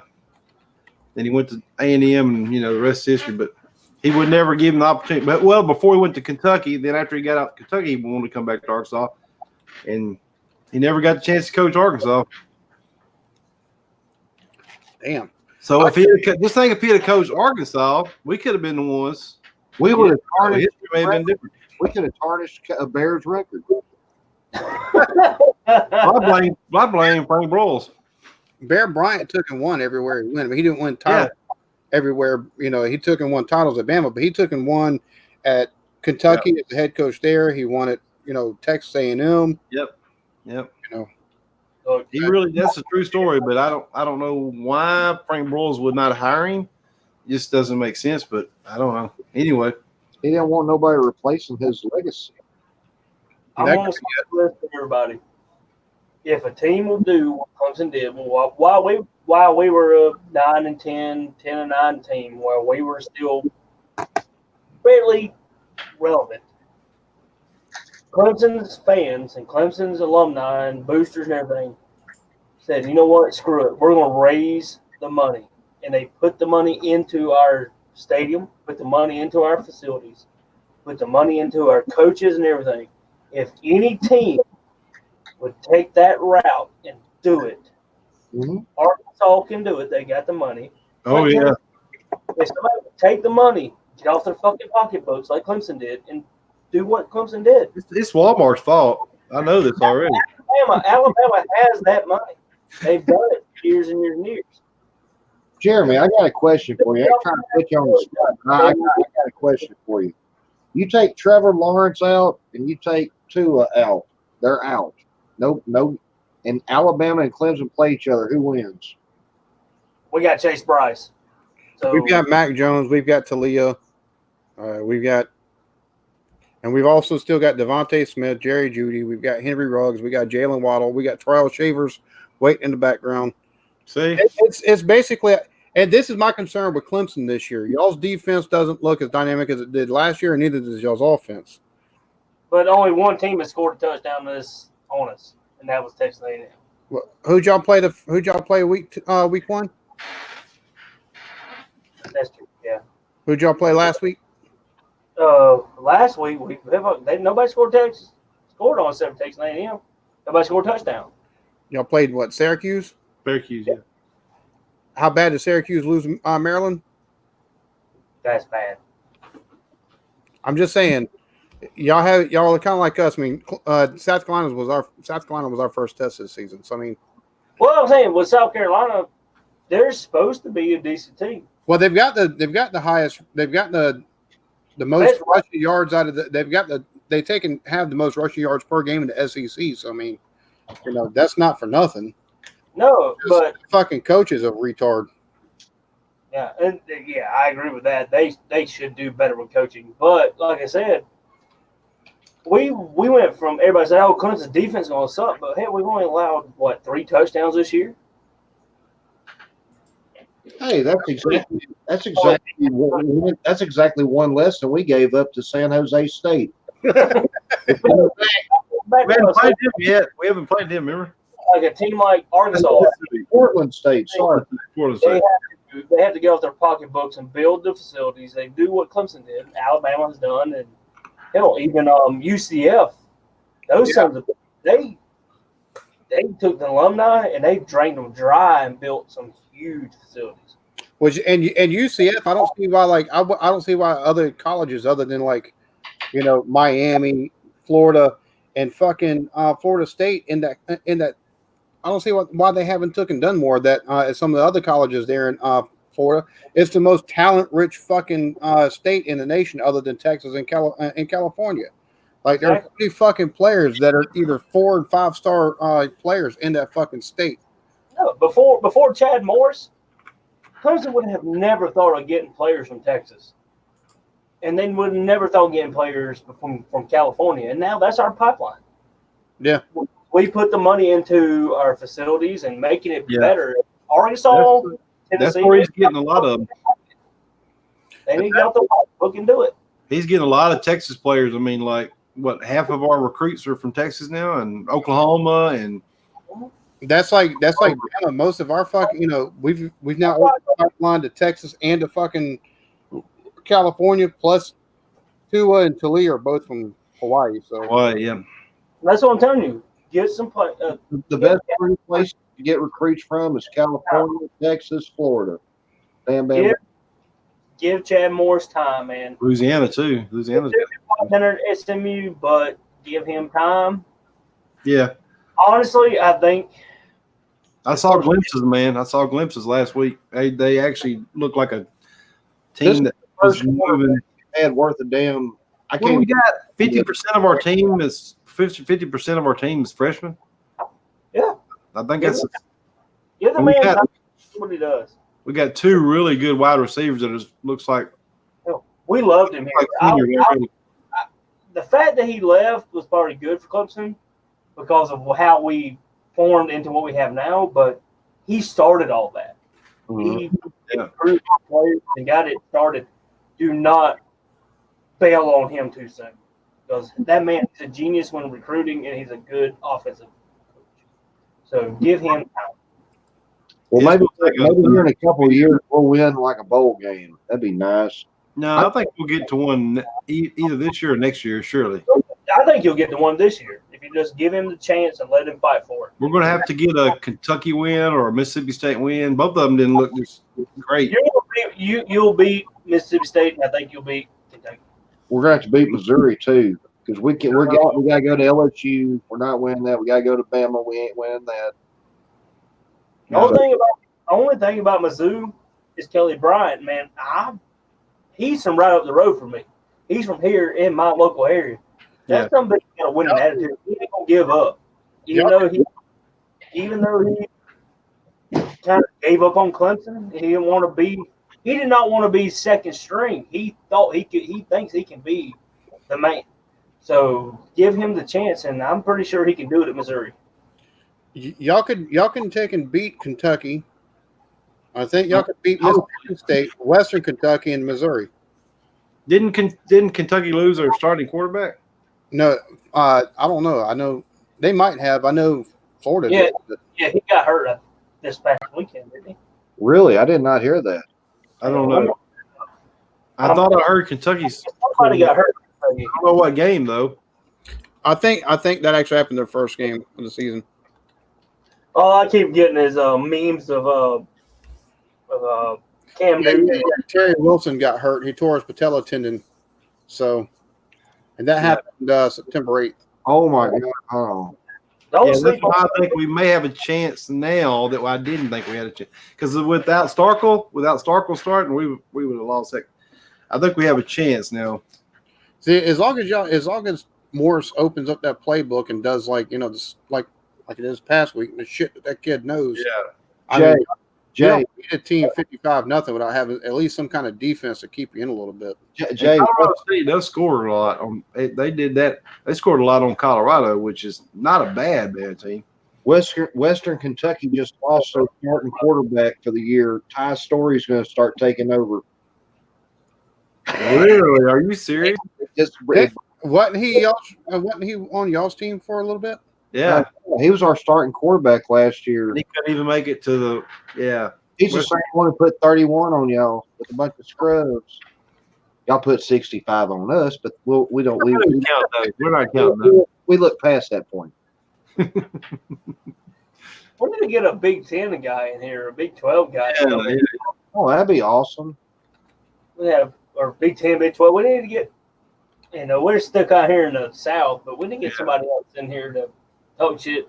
There's some Ohio State fans out there that want to come and talk that, I don't know about us right now. Yeah, that would be wild. That's awesome. Either that, or we can just get 2 more Razorback fans. I can't. I think 2's enough. I think Allen says 2 is too many. I actually took and shared the stream. I feel outnumbered, so. I shared the stream in an SEC trash talking group that I'm in on Facebook, and so maybe we'll take and get some viewers and some comments in the comment section. I'm gonna start taking and just posting it. I might just take and join the SEC Smack group that I was in at one point in time. There's a lot of fucking Arkansas fans in that motherfucker too. Fuck. But they're not delusional, are they? Some shit talking son of a bitches too. Holy fuck! Like, They talk shit. y'all seem to suck so bad. Y'all talk a lot of shit. So I might take and rejoin that group and be like, hey, look, and get a hold of He it. had to leave because of all the Arkansas. No, I left because it was nonstop notifications and like people are fucking toxic. Like, really toxic. And last weekend, there's been a bunch of SEC bullshit going on, and nobody got some good commentary. So, Right. Coming from the conference with one good team. All right, there we got. That's racist. That's Yeah, not we need some racist. Pac-12 people. That's racism. I will honestly, at this point, I thought it was gonna be better, and I'm gonna agree with you from here on out on that point. I It's not good. really thought that. Yeah, everybody thought Miami was going to have a fucking team this year at least, and dude, I don't know what the fuck's happened to that. West Virginia, Virginia seems to be the only other good team other than y'all, and that. I think they're going to end up playing in Charlotte. So I don't. Maybe. I like both y'all's teams, man. Y'all play with speed and height, and y'all smash out, pop them dead. I think it's honestly in the ACC championship, it's going to end up being either. I think it's going to be us and Virginia because we had to play Wake Forest in conference. But right now, the second best team in our division is Wake Forest, and that's sad. That's to say. a scary proposition. They've had decent seasons. They never had really good seasons, but they've put some whoopings on some teams so far this year. So it's kind of odd to see that. Now I will say that right now the ACC looks like the SEC did about 3 years ago for about 4 years, where it was Bama and then everybody else. Like Georgia was like horrible. They weren't horrible, but they weren't very good neither. Same thing. Florida was horrible. South Carolina was a team in the East to beat, which was the weirdest fucking thing in the world to see. Vanderbilt was doing good, and it was like, what has happened? Les Miles was taking LSU into the tar pits, basically the SEC West. I would say Goes I right would say we to need the a Georgia fan in here. I would say we need a Georgia fan in here, but we would never ever get to talk. So Yeah, we would. I've got ability on my side to take and mute a motherfucker that don't shut up. So we could have a Georgia fan. He starts talking too much. We're like, all right, Hey, shut let's get a new up in here. that's what Georgia fans do. I mean, I went to a game in Athens. That was the worst experience of my life. Really? I've been to South Carolina games against Clemson.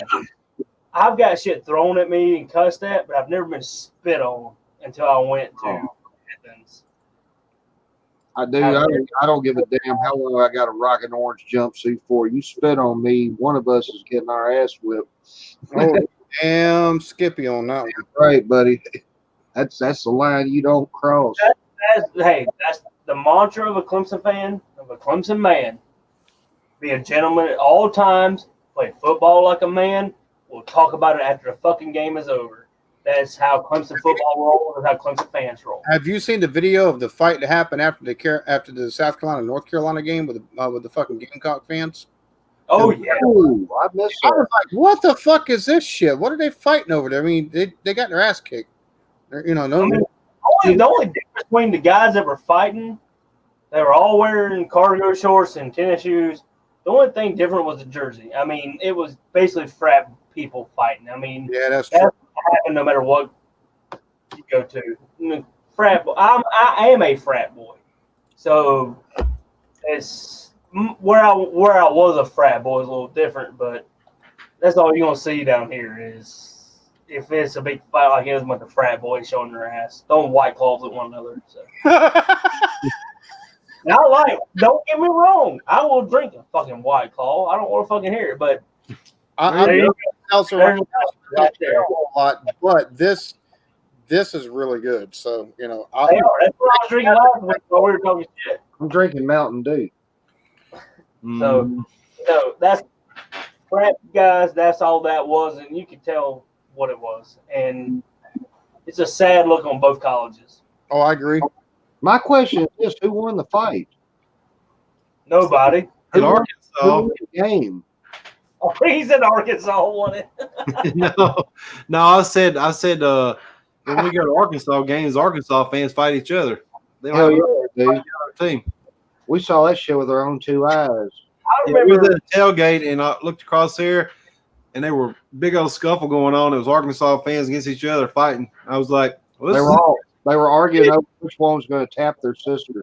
then after the game was over, yeah, oh my gosh. Against Auburn. You but, said it, I didn't. Hey, And we were riding back. I was looking through Twitter and I saw the fight on Twitter. I was like, "That's the fight we just watched." It was all over the media. Like, I remember the last time that Georgia came to Clemson to play, I was in a place called Lot 14, and the visitors lot where everybody tailgates that are visitors is lot 4. We could not get out of our lot because we beat Georgia that night, and there was a big, huge brawl in that lot. It was a bunch of Georgia people fighting each other. We couldn't even get out. It was 4:30 in the morning before we got out of there. Ambulances, Oh, Lord. fire truck. It was awful. wow. That's funny. It's bad. It was awful. And I can imagine, like I said, I went to Athens that one time, got spit on. The woman that spit on me was about 60 years old. She cussed me out. I was like, we're just here tailgating. What the fuck are we supposed to do? Wow. We just can't enjoy a game. Last time I went to a game in Carolina, a lot of shit talking, but we had a blast. Yeah. They come up here, we have a blast. We talk shit. We cuss it. We might fight a little bit. That's how it rolls. But to get spit on and shit thrown at you, beard pulled over your head, that's not how it's supposed to be. Yeah, that's some bullshit right there. I ain't even gonna lie. that's an ass whipping. It may be my ass getting whipped, but that's an ass whipping. Athens is a different You having game. an asthma attack there, Blake? Do what? You sound like you was trying to catch your breath for a second there. You was out of breath. You got asthma or something? Yeah. A whole lot of asthma's going on. I want to do a home and home with Ole Miss because of our Why? Y'all kick their fucking You guys cans. kill them. just because of our tailgating. Because we have like Oh, the yeah. best tailgating in the ACC. Apparently, they had the best tailgating in the SEC. So we want to do that with the barbecuing and the back and forth and the Southern hospitality. We want to see how that rolls back. It ain't about the fucking football game with them. We beat their ass. We ain't worried about that. But the tailgate is what we want to see. Yeah, Chris has been up there and tailgating, so we want to see how that rolls. last tailgate we went to, it rained all day. We didn't have a drive-through. I remember that. That was an Ole Miss game too, actually. I busted my ass getting up to the ride on the 18th hole, and some smart ass took a Bud Light bottle and put it in the 18th hole. The flag was on the ground. Somebody put the damn bottle. I guess he had piss in it or something. I don't know. It was. Are you tailgating Clemson? A Duke fan? Whenever I took a shit, like where I tailgate is at the end of the golf course. There's the 18th hole right there. A Duke fan whenever I took a shit in the 18th hole. Damn. I guess that education gave him some good aim, right? Yeah, I don't feel so redneck anymore. That was the most shit they could talk all week. So they did it. Funny. It was funny deal watching them trying to deal with it while people were gagging trying to dig it out. So Whoa. I'll give the Duke fans that. That was funny. But, Blake, you say that. I don't know if you've ever been to North Carolina, but it's oh, God. you've got Charlotte, you've got Raleigh, you've got like Winston-Salem and Asheville, and you've got fucking, I guess, Fayetteville. Those are like the biggest places in North Carolina. Everything else is fucking like farmland, dude. Really? Fuck yeah. Dude, that's cool, man. That's a lot of fucking hillbilly motherfuckers up there. I Really? guarantee there's more here, dude. I don't know. I guarantee you, up in the north part of the state, Well, yeah, up in that part. shit. Which is really hard to believe. You'd think the southern part of the state, but it's more the northern part of the state. That's where the KKK originated at Harrison, Arkansas. Yeah, that's what they say. I don't know. But Oh, as far as North Carolina, that's what I've heard about that area through there. It's real. Are you talking about the modern day KKK, or are you talking about like back in the old days KKK? Because old days KKK, if I'm not mistaken, originated in Nathan Bedford Forrest's. It did. It did. I'm talking about the modern one. See? And it's funny because are you a member of that shit? No, I got the card. They left it on the gas station. What? Yeah, it says right here on the back. Choose. Would you like to have a personal contact, or would you like the Keystone Knights of the KKK book? That's Got crazy. it on the gas station. Oh shit! You have been paid a social visit by the Knights of the Ku Klux Klan. Visit the website, and then right down here at the bottom it says Harrison, Arkansas, and Vandale, Arkansas. I don't know. It's kind of messed up. Alan, I wish we had that last weekend. Alan actually sent. That guy.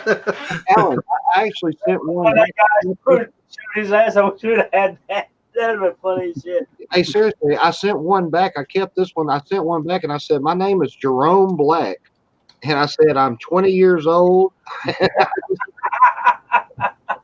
I didn't leave no address. On my phone number, I said 555-867-5309. They actually put their address on there? That's crazy. Yeah, they want to know what your name is, your age, sex, your address, your city, your phone number, your state, and your zip.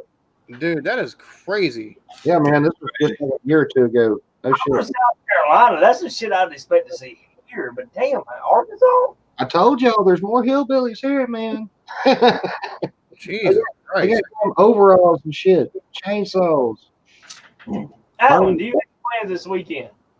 Do what now? Do you have plans this weekend? What are you up to? I'll be in Myrtle Beach this weekend, actually. My daughter's birthday. Let me guess, you're going to be in the area this weekend, aren't you? I was thinking about coming down to Santee to fish. You fucking asshole.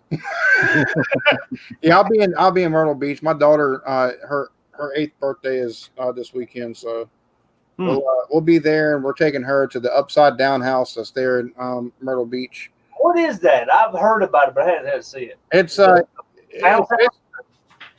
basically it's a place for you take your kids to they've got all kind of different activities and stuff like that for them. They've got like a one section you hook into like if you're a construction worker and those things you put on and with the harness. it's not working. Yeah, the harness, and you actually take a walk on ropes and stuff like that, and you've got the harness that you and you click in on guides and stuff like that.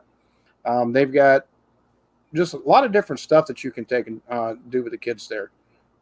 We took and went there a couple months ago, and it was pretty fun.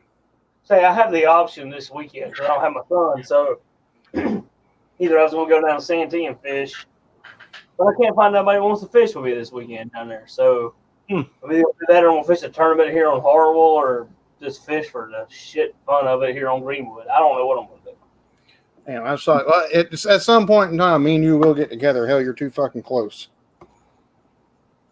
So, You guys, Y'all gonna have to take a group picture together. Me and Jay will take a group picture of us together one day. Our Razorback shit. Hey, all of our catfish on dinner at Santee, Arkansas blue catfish. So yeah. same thing down here in Lake Moultrie. that's what I'm talking about, Lake Moultrie, all Arkansas blue catfish.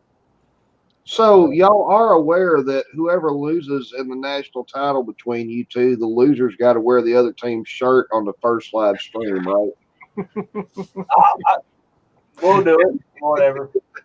You gonna look good, dog. I ain't gonna tell you who's gonna win, but you gonna look good, Alan. You just told me who the fuck you think's going to win. What the fuck are you Oh my goodness. smart ass there? No way. You got a people He'll to- look in orange. Hey, I just want to throw that out there.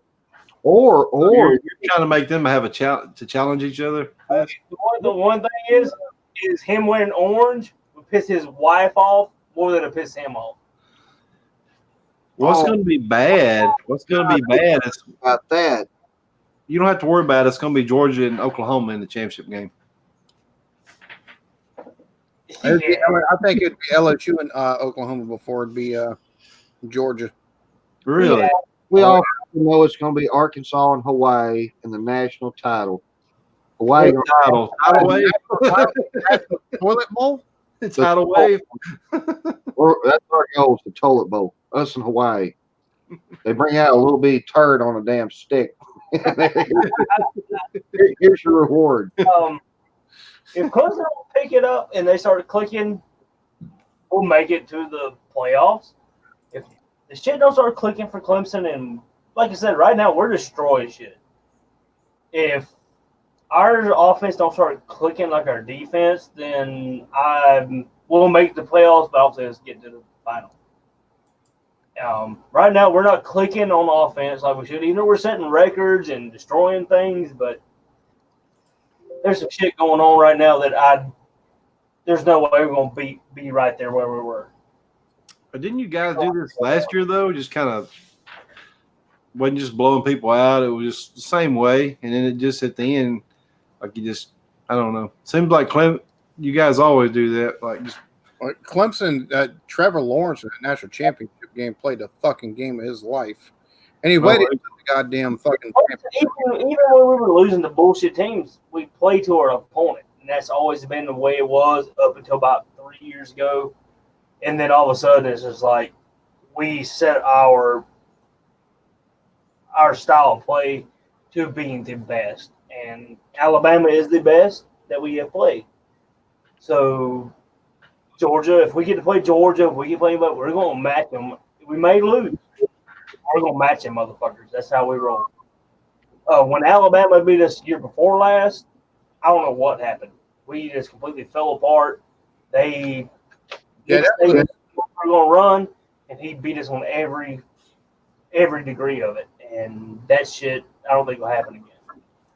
Because even on offense he made, but defense, when it comes to Brent Venables, everybody hates Brent Venables, but I think he is one of those people who's like, I'm not going to fail again. yeah. He has a defense though. If you see him on the sideline, he's like a fucking serial killer. He's scary. I don't even want to talk to him. He's scary. But he gets the job done, right? Yeah. Hey, but if he- see, that's the difference between y'all and Allen. Your coach will run around and dance and shit. He's happy, and when Saban's happy, he wants to cut everybody out and shit. we pay a guy, one guy, to keep him off the field. We pay this man to keep him off the field. Big huge guy. So he don't go out there and stab somebody.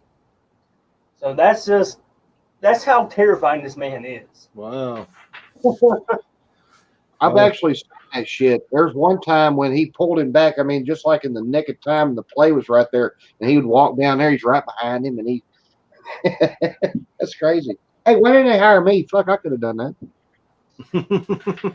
So he's like, he's real scary on the sideline then. Oh shit, yeah. He's got that damn psycho fucking me against you. I'm gonna kill everybody, burn the damn village down. Look. We went to a fundraiser. So he looks like Bama's conditioning coach.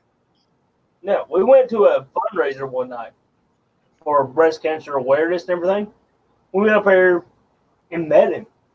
Nicest guy you ever meet in your life. Laid back, drinking a beer, hanging out. Nicest guy you ever meet. Exact opposite of what you see on the sideline of the field. Hmm.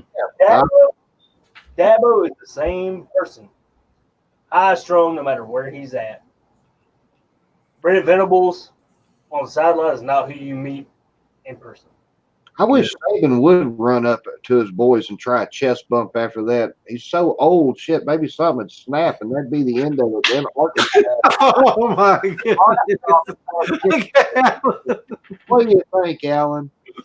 I He's think, looking for a lot of advantages. I think you need to take and stop. Like, just that ain't gonna happen. Have you ever seen him taking?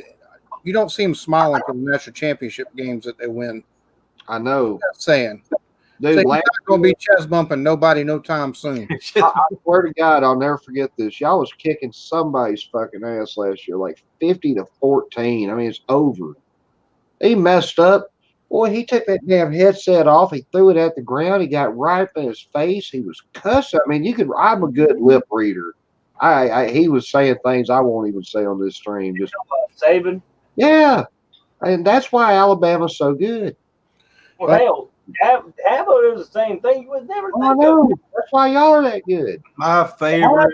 He just taught an 80-yard pass. Dabo just took his ass on the sideline. One of our former coaches went to Louisiana Monroe, and then to smile because we were all bummed out. You know why? You know why Dabo acts that way? Come from the Alabama tree. Gene Stallings. Gene Stallings side. Yep. Lift them up, encourage them, be their best friend, but chew their ass.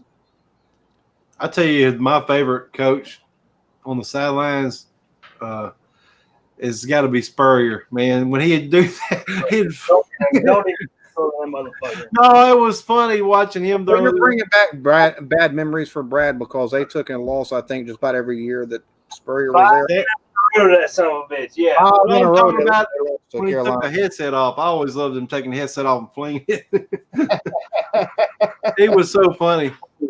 I I think remember they had everybody. a press conference when he was like, and they asked him, he said, "Y'all, we're terrible. We're this and that." Remember that? I still think Brett Bielema is the best. We'd be down 31-0. That's something that he just be. I mean, that's it. He never said a word. Well, he was trying to pick up. He had to instead of the playbook. He had a Denny's, menu. He was trying to pick out what he's going to eat after he got Golden Corral or Denny's. He rotated.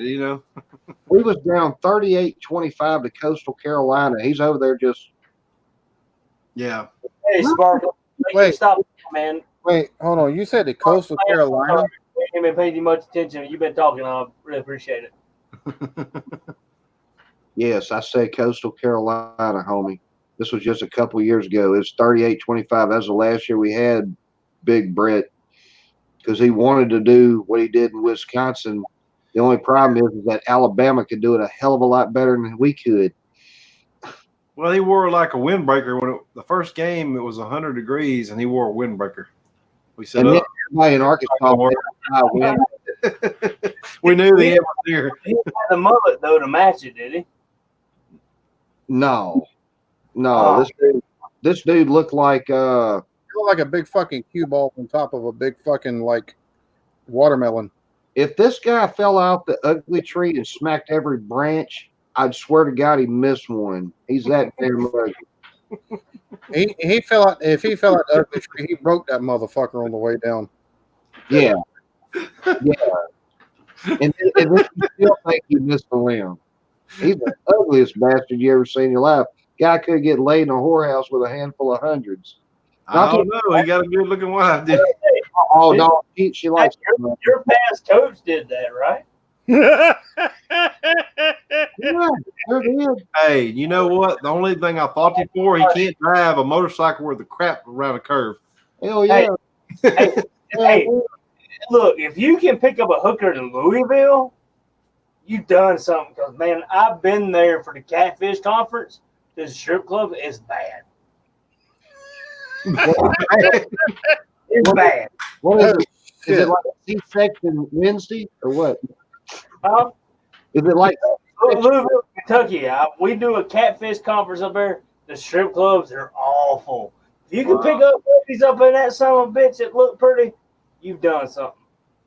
So what is it? Is it one of those places where is it all dentures and sea scars there? Yes, it is bad. Hey, bottom dollar, I'm going to tell you the same thing my mama told me when I was 12 years old. She said, baby, anybody can screw the pretty ones. You got to be a man to bow up on that sale. Hey, I'll tell you what my grandpa told me. My mom was trying to tell me something back in them days. I'm You haven't listened to Mom, have you? I'm going to give you a piece of genius. My grandpa told me, he said, never turn down a piece that might be the best piece you ever get. Your grandpa told you that. I like that. Oh, my I God. remember that one. Oh, by the way, my mama didn't really say that, folks. I'm just weird. You almost took me out. I almost got him. I almost got him. So my grandpa told me that several times. That's why I cracked, because I knew you was telling the truth. Alan's going, what happened to my channel here? I was I've like, lost control. Alan, I'm sorry. No, you're good. Shit, this is what makes it fun. No, I'm serious. I'm not apologizing. It's not my fault. It's their fault. that's why he invited me in here this week. That's right.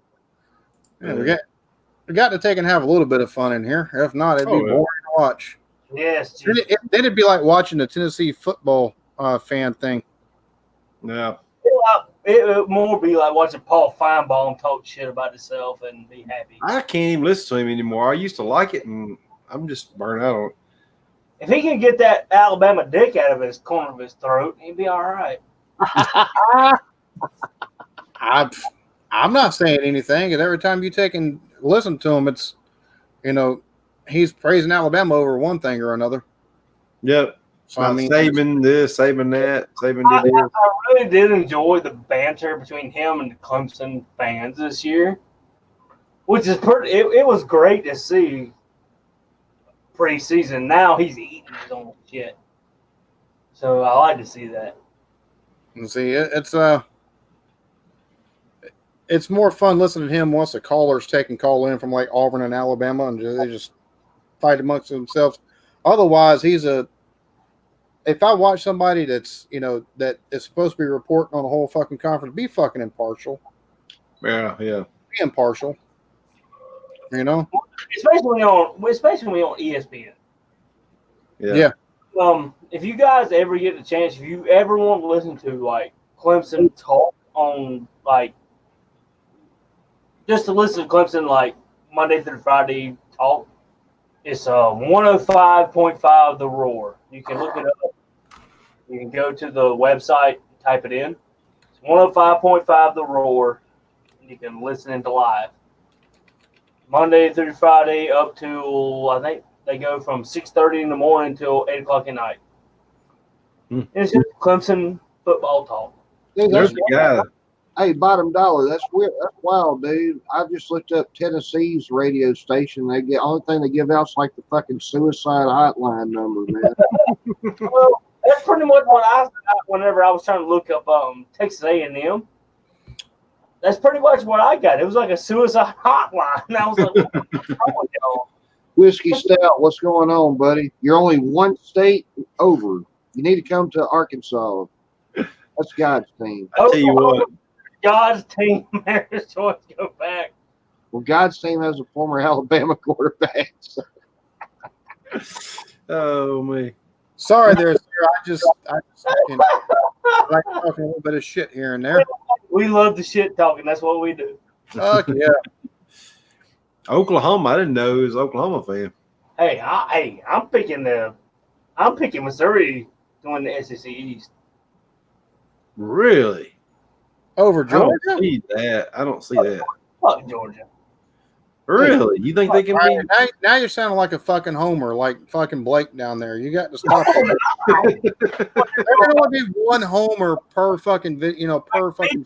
I know how much Kelly Bryant hates Georgia. So we'll see. Well, Kelly Bryant hates And honestly, why the fuck is Missouri in the SEC East?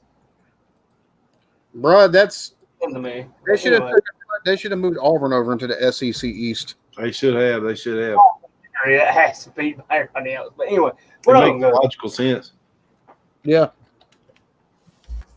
Oh, because they can only throw their fucking toilet paper from the West. Oh God. But Missouri took and lost to Wyoming, so I don't know if I'd be picking them to take and beat Georgia. Just saying. Oklahoma bred, Oklahoma dead. I hear that. Hey, Oklahoma's tried again. Well, I mean, you got the They're like Beetlejuice. You keep coming back, but you keep getting put back in the hole. yeah, exactly. well, Jalen Hurts at Oklahoma is doing good. Yeah, 300 and something yards per passing this last game and over 100 yards rushing. Oklahoma's going to be somebody to deal. I'm telling you. I'm not looking for it. We make it to the playoffs again this year. I'm not looking for it if we have to play Oklahoma. Oh, Christ, he knows all the weaknesses of the Not with a good quarterback. I mean, not with a quarterback like that. hey, Clemson And played he's improved his passing, which is the scariest part. no, Clemson played him twice. Why won't play him again? Hopefully they get beat out. I'll be right back. Well, I don't know. It's going to be interesting to see how it plays out this year. I still don't see anybody beating Clemson, though, to be honest with you. I think Clemson's going to win again. Seriously, I think so. They should, but you never know. And you never We should. I also believe we should. I hope we don't fuck it up when we get to the playoffs. Yeah. Actually, I think the only two teams we have to worry about from here on, I thought the team we had to worry about was be North Carolina and Syracuse. We already been by Syracuse, already been North Carolina. So South Carolina's looking good. We have to go to South Carolina to play them. Mm-hmm. But then again, they lost North Carolina, and North Carolina lost Wake Forest. Fuck, who knows? But the whole Say it again, please. oh, I'm sorry. When I say South Carolina, Siri wakes up. Apparently, my phone is a Gamecocks fan. But, we're gonna go down there this year. Who knows? I mean, a rivalry game is a big difference than anything else. It's like the Iron Bowl with the. Mm-hmm. I've seen Alabama teams that should not have lost to Auburn get beaten. Like, well, how in the heck did Auburn, as terrible as they were this year, beat Alabama? So you just never know. Same thing. I've been cheering. Be right back. Clemson's win this, supposed to win this. Hell, last year I never would have thought Clemson would have went 15-0. We always have lost to one team a year that we are not supposed to lose to. Right. I just like y'all's attitude, man. I like the way how everybody just seems to be happy. Alabama seems more like it's like a drill sergeant. You know what I mean? I mean, both is successful, but How old's Saban now? He got to be 70.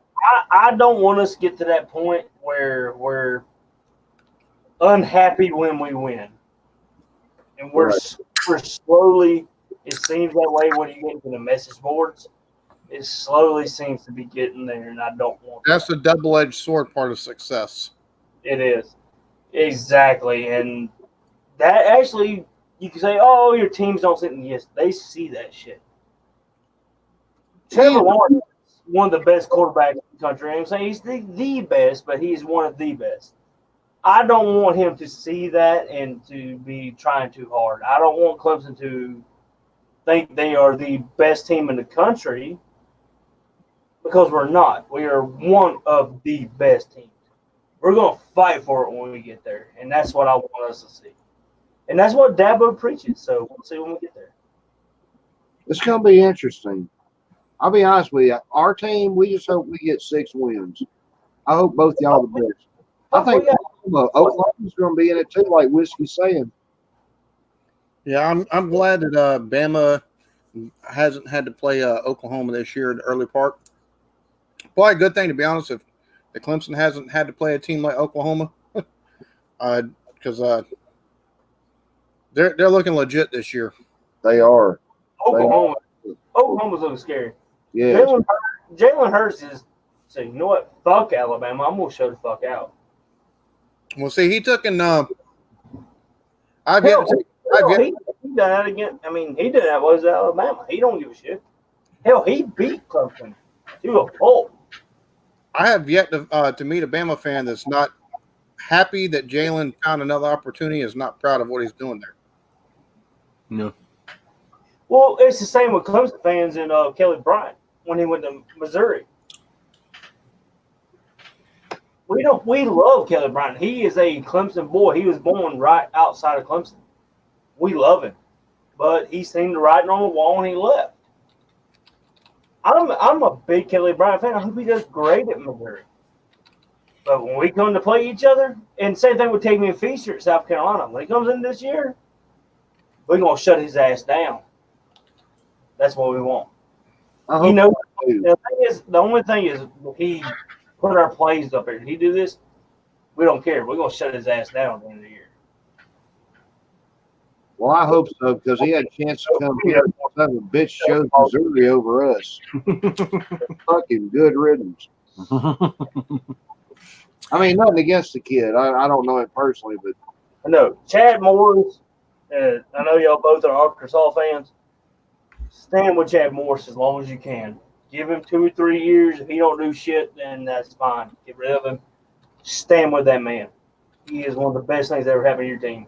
his first year, we had our highest rated recruiting class probably ever. And it's looking good this year, too. That sold me, and I said, okay. We've been missing on all the in-state recruits. Like, Bielema could never get our top in-state recruits even. And this last time, Chad got all of the good players from Arkansas and getting them from Texas and Oklahoma and Louisiana. And not the 5-star guys, but a couple of 4 stars and 3 stars. Stand with that man, because he may not be the best head coach when it comes to recruiting. Stand with him, because he's gonna get you guys up there. You will be able to compete for the next 3 years. I really wish they would hire Petrino back as the offensive coordinator. Oh, You don't want that stain. You don't want that stain on. no, you don't want that fucking headache, dude. Leave. You don't want that stain. Take and go out to pasture. All I had to do was just mention it. I know, wasn't it great? That was great.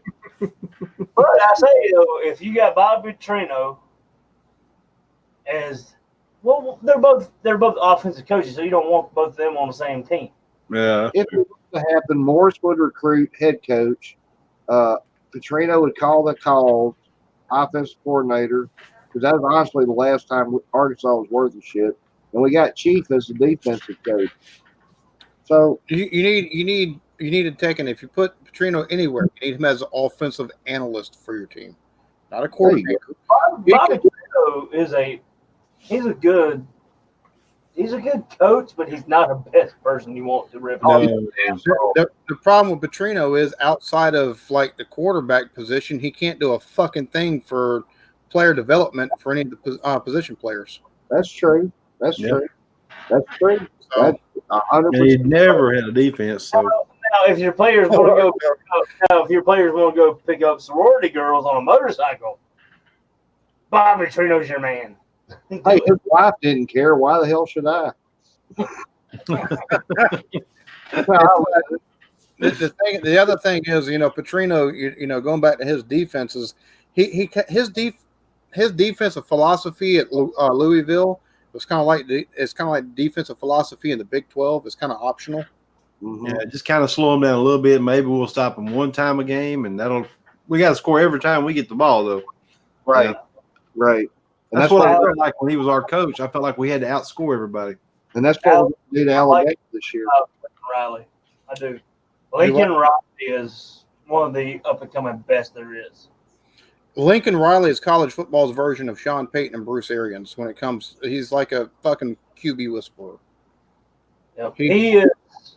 He That, took Baker Mayfield, Kyler Murray, and now he's taking Jalen Hurts, and Yep. he's just turning them into phenomenal. They weren't bad quarterbacks before that, but the accuracy increase for all of them under him is fucking noticeable as shit. and like I said, he is one of the. I hate people who say things about coaches, but no. You need a player's coach. You need somebody who's going to take players and elevate them to who they should be, whether they're playing football, whether they're being parents, whether they're doing things. And that's one thing I think Lincoln Riley does well, that Bo Sweeney does well. And I think even, that old-ass man over at Alabama, he does that well too. He's 67. He's not like 80. He's 67. He's younger than the Paterno was. And Saban is just in a different way. And it is. They know how to turn players into men. And that's more important than winning football games. But if you can do that in between time to get out of high school, that makes national championship players. The one thing I wish Saban would teach players at Bama how to not do is get gun charges after they leave the fucking school. That's perfect. Okay, that's how Georgia's like, what the fuck ever. You want to kill some people? Then you can do that over here. Our place. They're handing out guns in Georgia. That was under Mark Richt. Now under Smart, you hear less and less about issues. Well, you hear less about it, but that's We're not talking about a coach right now. We're talking about somebody who completely is off the fucking radar right now. See, that's simple shit, guys. Hell, around here you can't even fall off a bike with your side chick. No, That's a real fucking felony, folks. off That's the a radar. real felony. Fucking Les Miles at Kansas. yeah. See, we could have had Les Miles. That's Why would you want him? Fuck him. I don't want that. Find an offense to save his life at LSU. I know that. I'm saying we could have had him though. Look what he's doing in Kansas. I can't. That's weird. Win again this weekend? You could have, but at Kansas, hell, that was the first time they came on the road and beat anybody in years when they came and beat Boston College. So, Les Miles of Kansas. I mean, you take a coach, Les Miles he's fucking weird. He's weird as shit. How the fuck do you take and lose to Coastal Carolina and beat motherfucking Boston College? How the fuck does that happen? I have Like, no fucking for real. Crazy. Hilarious. That's why Well, they this first year. This is first year, isn't it? Yeah. Maybe Yeah. it only took him 2 games to get his team going. Well, the rest of their schedule looks like shit because they've got fucking who do they got next? They've got West Virginia, then they got TCU, then Oklahoma, then Texas, and Texas Tech, Ooh. then Kansas State, then Oklahoma State, and Iowa State, and Baylor. So they might win 3 games this fucking first year. It Which gets is an rough quick. how many games before that did Kansas lose? Too many. A lot. So I've never seen Kansas be good, you to be take honest. Kansas from winning barely nothing to being a bowl game or bowl team. Pretty good. Yeah. I think, yeah, he's probably another one of those That's situations. You give him about 2 seasons and they'll take and be. You seen what Les Miles done at the teams he's been at? He's weird as shit, but he can coach teams. He's weird as shit. I'll give you that. He's fucking awkward, but Fucking awkward. he's like that weird uncle that you don't want at your family reunion, but can still Who hangs out with Uncle Fester? he Yeah, always hangs out, but is good advice. I Yeah. used to love listening to his press conferences. Just see what crazy junk he'd say. It's always like, and there's always a question about time management during most of his games for some Yeah, and reason. he's like, he would explain. Yeah, it. we got to get better with that. Motherfucker is 4 years into your. What are you talking about? You ain't learned how you ain't gonna learn, motherfucker. Watch. Hey, at least he was funny though. This son bitch I got now, he sounds like the dude off Waterboy.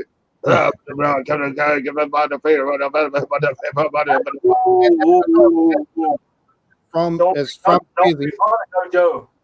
Coach O is fucking awesome. Coach O's gonna beat y'all's ass, and he's gonna beat Alabama's ass. So just wait.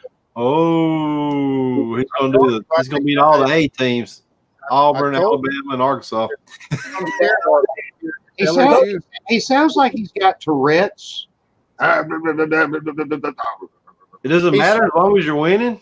He's Does he speaking. not fit? Does he not fit LSU? He's like, Yeah, because he speaks like a fucking. He's a fucking coon ass. He's a fucking coon ass. He's a Cajun is. motherfucker. have you ever watched The Water Boy? Yeah, Oh yeah, that's what he's talking about. That's Coach O. Yeah. yeah, that's my point. And anybody that watches this back after the stream is over with, I'm not trying to take and be mean when I say coon ass. It is a term for Cajuns, and you can say what you want about it, but that's the only way I know how to describe Coach O, because you cannot. If you have to have an interpreter for the rest of the fucking country to take and understand that motherfucker, just saying. Yeah, Now I understand him because I'm from this. That I'm not from LSU. But there's a lot of like Cajun influence in Alabama, into deep Alabama down south towards. Oh, people that is. what he's trying to say is he's one cool cracker. No, Coach O fits LSU. 100%. Oh yeah, dude. Seriously, they're a great team. We're not going And nobody thought he would do good there. Hell, what was he when they hired him? Oh shit! Side coordinator. God damn it. But he fits LSU, and they love him. I love him myself. He fits LSU, and I love to hear him talk to those guys. That motherfucker, he has no give up. Fuck everybody else. He is the man they need. I like hearing him talk too. I just can't understand a fucking word he says. I mean, I'm trying, but it just don't work. Here's as long as his players do. Hey, that's right. I hope they hear this. We're gonna whoop y'all's ass, Arkansas, baby. LSU, you going down? Let me translate it for you. LSU, you going down? Arkansas gonna whoop your ass. The only team that LSU should ever be worried about past other than Alabama and the SEC is Arkansas, because y'all play them in some fucked up, funny, weird fucking games. Yeah, every time it turns out weird. It does. I mean, I remember the 45-34 game back in the mid '90s when Arkansas took and won the fucking game on a fucking fumble and like fucking 4 overtimes or some shit like that. It was crazy. I'm gonna give you boys my spoiler for the next game already right now. I'm calling it. I think Arkansas is going to beat A&M. I don't know why. It's just time, man. Our culture is changing around here. Yeah, but Homer alert. We have a Homer. well, he's got an echo and everything. Wow, I like that. If say, where's Arkansas College at? I mean, what town? Fayetteville. Fayetteville, What the fuck is they doing in Fayetteville? it's Probably one of drinking, fucking. That's about it. Okay, Not- so basically like Tuscaloosa, Clemson, and everybody. it's one of the top campuses. I mean, it ranks up there, and as far as the campus and everything. Is it like in foothills or the mountains or something like Yeah, that? it's really beautiful up there. So they got drinking, fucking, and messing with farm animals. That's what they got going on. Kind of like Clemson. Hey, I was can gonna say, y'all, I was gonna say about Alabama, but can y'all offer farm animals? we might fuck taters. We don't fuck our cousins, so that's why. Fucking lie. I can't tell you how many Gaskins or in other fucking people in the fucking area that I know that Down cousin in Arkansas? South Carolina. I've never seen so much cousin fucking going on. So you can take that shit and smoke it somewhere else. I've yet to take and meet an Uncle Grandpa down in Alabama. I've met plenty of Uncle Grandpas in South Carolina. Hey, I'm gonna- Down in the Gamecock The country. difference is the eyes Hey, don't Gamecock fucking country. cross and they don't fucking eat motherfuckers around here. He said that's in Gamecock country. Yeah, you gotta watch the Gamecock country down there. Right. Right. Hey, Right. All right, Hills Have Eyes. We hear you. We hear you. The Hills Have Eyes up there. they don't have family trees. They have family kudzu in Gamecock country. It's still branches. Y'all have like family. Y'all have like a family fucking stick. So I mean, just saying. Oh man, it's funny. Oh, this is fun. Oh shit! Hey, Oh we shit! We got give Robert. each other Whiskey shit. Scout. Oh, that's the thing about it. He's gonna tell us about Oklahoma. Yeah. Well, here's the problem. I have I a was feeling there's born- a lot of drinking and fucking going on in Oklahoma too. I was born and raised by an Okie. Now, I might have graduated from WSU, Yeah. but I couldn't attend WSU. Oklahoma, so I have to. And WSU don't have a football team, so I don't have no issues there. WSU. Yep, they don't have a football team. They crashed and died my first year when I was in the Army. A friend of mine was actually recruited. He was going to be a lineman that year, and I went to the Army, and he went to WSU, and he actually missed the plane. Damn. So they kept him on scholarship for the next year and a half after that. And then when they finally killed the program, he had to find his own funding at that point. But he went ahead, and I think he played football for a little college called Friends University here in Wichita. It's just a little bit of Christian college. But anyway, but yeah, that program kind of bit the dirt. But now I was a kid when I was 5 years old, 4 and 5. My dad's Oklahoma boy. And Oklahoma come on TV. It was just like my grandparents when Hee Haw came on TV. You parked your ass in front of the TV. You didn't say nothing. Grandma would use a yardstick on your ear. My dad just bust your ass with the belt. You shut up and watch the game. You shut up and watch fucking Hee Haw. Oh, hell yeah, you did. I know exactly what you're talking about, brother. And the same way with the Oklahoma game, though. Dad didn't want no interruptions. He didn't want no kid out on a mini bike breaking his arm. Whenever Roy started playing that guitar, you shut the shit up. I always liked String Bean on the banjo. I thought he could play a good banjo. He was the original gangster. He's the one that wore his pants way down there. Yeah. He had the whole trend. He set the whole trend. Yeah. In the household I grew up in, unless you're screaming at the TV during an Alabama game at the refs or the other team or your team fucking up, you didn't say anything. If you screamed at the TV for that shit, but otherwise you Well, Wait, I'm gonna I stop. still think He's a be about my age. Oklahoma owns Alabama by one game. Really? Oh, Yep. The rest of the story. do what? Saying. How many of y'all remember whenever it came on the radio? The rest of the story. Yeah. Oh, yeah. Yeah, with Paul. Tell me who it was. Paul. Paul Harvey. Yeah. Paul Harvey. Good day. All right, we're all about the same age, so I appreciate that. I think I'm older than everybody here. Paul Harvey. Good day. Yeah. But see, I still carry my 2000 championship hat. Y'all do know y'all are giving y'all age away. Very. I don't give a shit. I'm an old man. I'm 36. I ain't worried about it. You're only 36. A millennial. Shit, life's hard on me. Truly. I look So, better and I'm 52. Don't take much, Robert. I'm thinking aging like curdled cheese over here, buddy. Y'all crazy. Being an Oklahoma fan keeps you pretty. I mean, I guess whenever y'all keep take on hoping. It's all about the hope.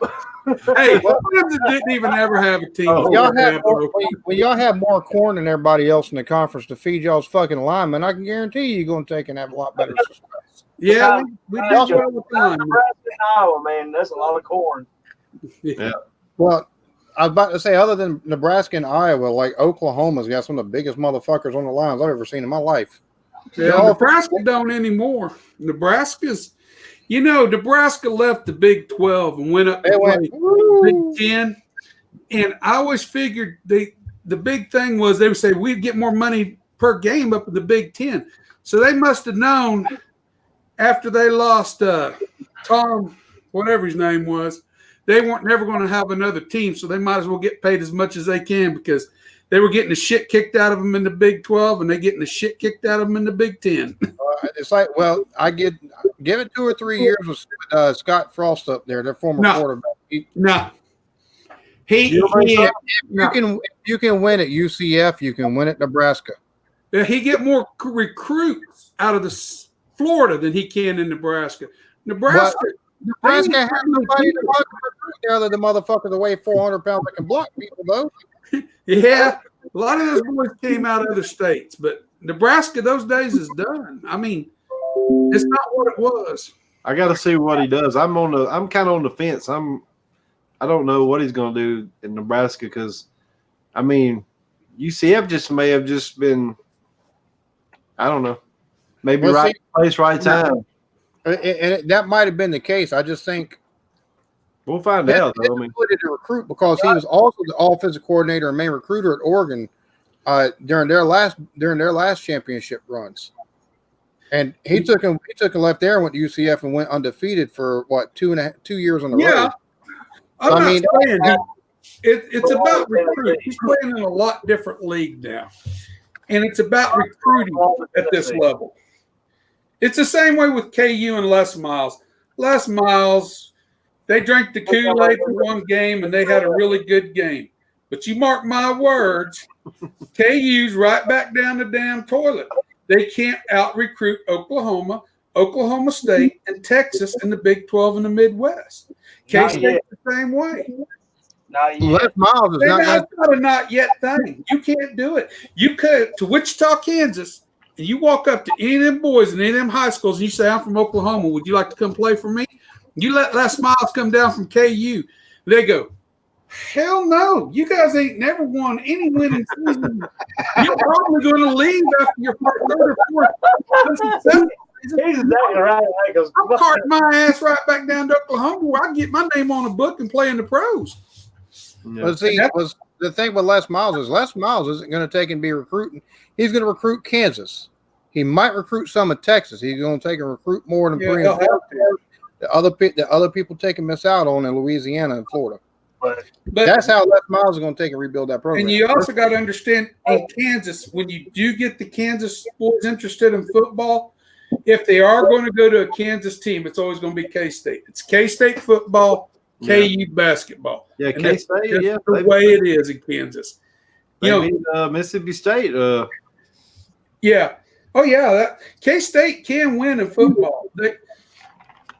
They're never going to be a great team. They're never going to be really a top tier team, but they're going to be a better than average team. Yeah. KU. This is a phantom show, guys. This is a phantom show. They're going to do a couple more games maybe, and you're going to see them just tank like they ain't no tomorrow. You really? Yeah, they could. You never know. Yeah. I'm real opinionated. Okay. I'm a very opinionated human being when it comes. I think the one thing that Les Miles does have for him, they're recruiting at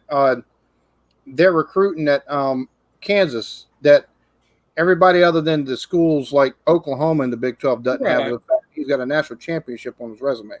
And here's one other thing, though. Here's one other thing with Les Miles. One other thing, he's self-defeating. You look at all his quarterbacks that he had at LSU. They all didn't perform shit at LSU. They go to the pros, they a pretty damn fair quarterback. You're going, why wasn't this boy playing like this at LSU? It's because Les Miles has a certain system, and you stay within that system. And he Yeah, doesn't you run the have ball down people's imagination to throats get- and you play action 4 times a fucking game. That was his shtick. It was the same shtick he had at fucking Michigan State. Yep. I agree with that 100%. And where he coached it, was it Tulsa? Oklahoma State. He coached at Oklahoma State for a little while too. Yeah. But Oh shit! I don't know why I'm so damn hungry tonight. But if you put I can make a guess it's left over from last night. I can make a guess from before we started the stream as to why you're so fucking hungry. I guess that Arkansas is going to whip all that ass, but that don't mean it's going to happen. No, Arkansas's done. Stick a fork in and wait for the little thing to pop. It's done rotated over. We'll see. We'll see. We'll It's see. not. We'll see. It's a Oh, fact. we'll see. We'll see. Hey, give us a chance. We're still rebuilding 60 years later. Yeah, 6 60 years years later. from now, yeah. Like on your conference, Scott Frost about to open a whole can of whoop ass. So just get ready for that. Okay, now I know we got to get another Arkansas fan up in here. So that way it'd be 3 against 3. Well, then I'd have to take and mute at least 2 of y'all because only one of y'all ever makes sense. So Hey, that's okay. You pick whichever 2 of your buddies you want to mute. I'm talking about. I'd have to take and mute 2 Arkansas fans. Oh, Only one of y'all would ever make sense. why on earth would you want to do that? Because only one of y'all would ever make any sense. The other time y'all be homers. Well, bud, sorry, man. I know who. I know. So we just got you're an Oklahoma fan, right? God's team, America's choice. God's, I will never let up on that. God's team, America's choice with a Hey, former you Alabama said you want quarterback. somebody So from y'all might Alabama. The next time you want to come play a real team, we're right here. There you go. Yeah. But as soon as Dabo rotates out, you're done. I don't think he will. I think he'll retire. Clemson was nothing before Dabo, but a barely above, a little above average But team. that's not technically true. The only success they've ever had has been thanks to Alabama graduates and former coaches. I mean, Hey, we took his coach and beat their ass with him, so it works for that. There Yeah. you go. I mean, now when I was talking about Brent Venables, when he was with Oklahoma, he used to piss me off so damn much because he would blitz every freaking down. Stoops would never put an end to that shit. You can't do that. And that's when we would lose big games because all them stupid blitzes. I give Dabo credit. He put an end to that shit and made him play the blitz. Well, It should be once in a while, you know. Bama took and blitz OU basically the whole game last year. We beat y'all. So, I mean, he might have been on because our head wasn't in it the first half. We'd have run away with that game. Because they knocked those heads off the first half. Yeah. But did we not make it a game right at the end? Yeah, It wasn't completely over. you sound like a Carolina fan after the Clemson game. And to think, We threw for 400 yards, but you still lost. I'm gonna put Oklahoma, Ohio State right here. That's and exactly. to think, all this. Oklahoma, how do you compare it to Ohio State? I'm gonna tell you right now, just my honest opinion from watching the first 3 weeks of college football. I will not be surprised if the 2 teams in the national championship game are LSU and Oklahoma. I Just wouldn't. put it out there. Just put it out there. I'm real tentative about this because if Jalen Hurts gets hurt, like he did at Alabama, It's I'm over. scared that could cause some major problems for OU because even though we've got that number 1 recruit that we got, that the number 1 quarterback recruit we got out of Arizona was this last season, he's still not getting enough snaps to be What anywhere. Jalen Hurts got hurt at Alabama while he was the backup. Don't care. He still got hurt. That's possible again at Oklahoma. Because he's running the ball too much. How are you going to let your quarterback? That's kind of scares me. We're letting Jalen run the ball, Tom. When we got Sermon back there, he's 1,000-yard rusher. If you just give him the ball and let him go, I mean, he's guaranteed 1,000-yard rusher. Then the other old boy, I can't think of his name, that runs with him, like something. Anyway, he's a good running back too. But Sermon is a senior, I think, this year. I'll be honest with you. At Alabama, like I would scream to take and run the ball more, and I wasn't meaning Jalen. Yeah. But I would pick Jalen over just about any running back, just because he's so good at it. Yeah. Oh, I'm not saying he can't run the ball, but He put on 30 pounds, he could be a fucking running back, to be honest with right. you. But the more carries you get, the more chances of getting hurt or injured increases. His last year as starting at Bama, he didn't run as much as he did his first year. Right. He moved to the Big 12, and y'all don't know how to play defense. I really don't think he's got that much problem this year. My national championship pick this year is Play flag. LSU. So I feel with that. Well, Ed Ogeron's a good coach. I like him. He, like you guys said, he's difficult to understand. You don't know what the fuck he's talking about, but You fucking non-culture son of a bitches. Y'all need to take and watch some goddamn fucking Cajun videos and listen to them fuckers talk. That way you kind of understand a few things every My so wife's often. uncle is just like him. My wife's uncle, you go. When we go down there for the family reunion, you just kind of stare at him for a little bit. Then it kind of starts to sneak in. Oh, got it now. No, wait a minute. He's not talking about alligators. He's talking about gator skins. I'm not being ornery about this. I think it's about the best college football panel you don't get. Yeah. Yeah. I swear, if we could get more eyes on us, I think we'd blow the fuck up, to be honest with you. Guy, but okay.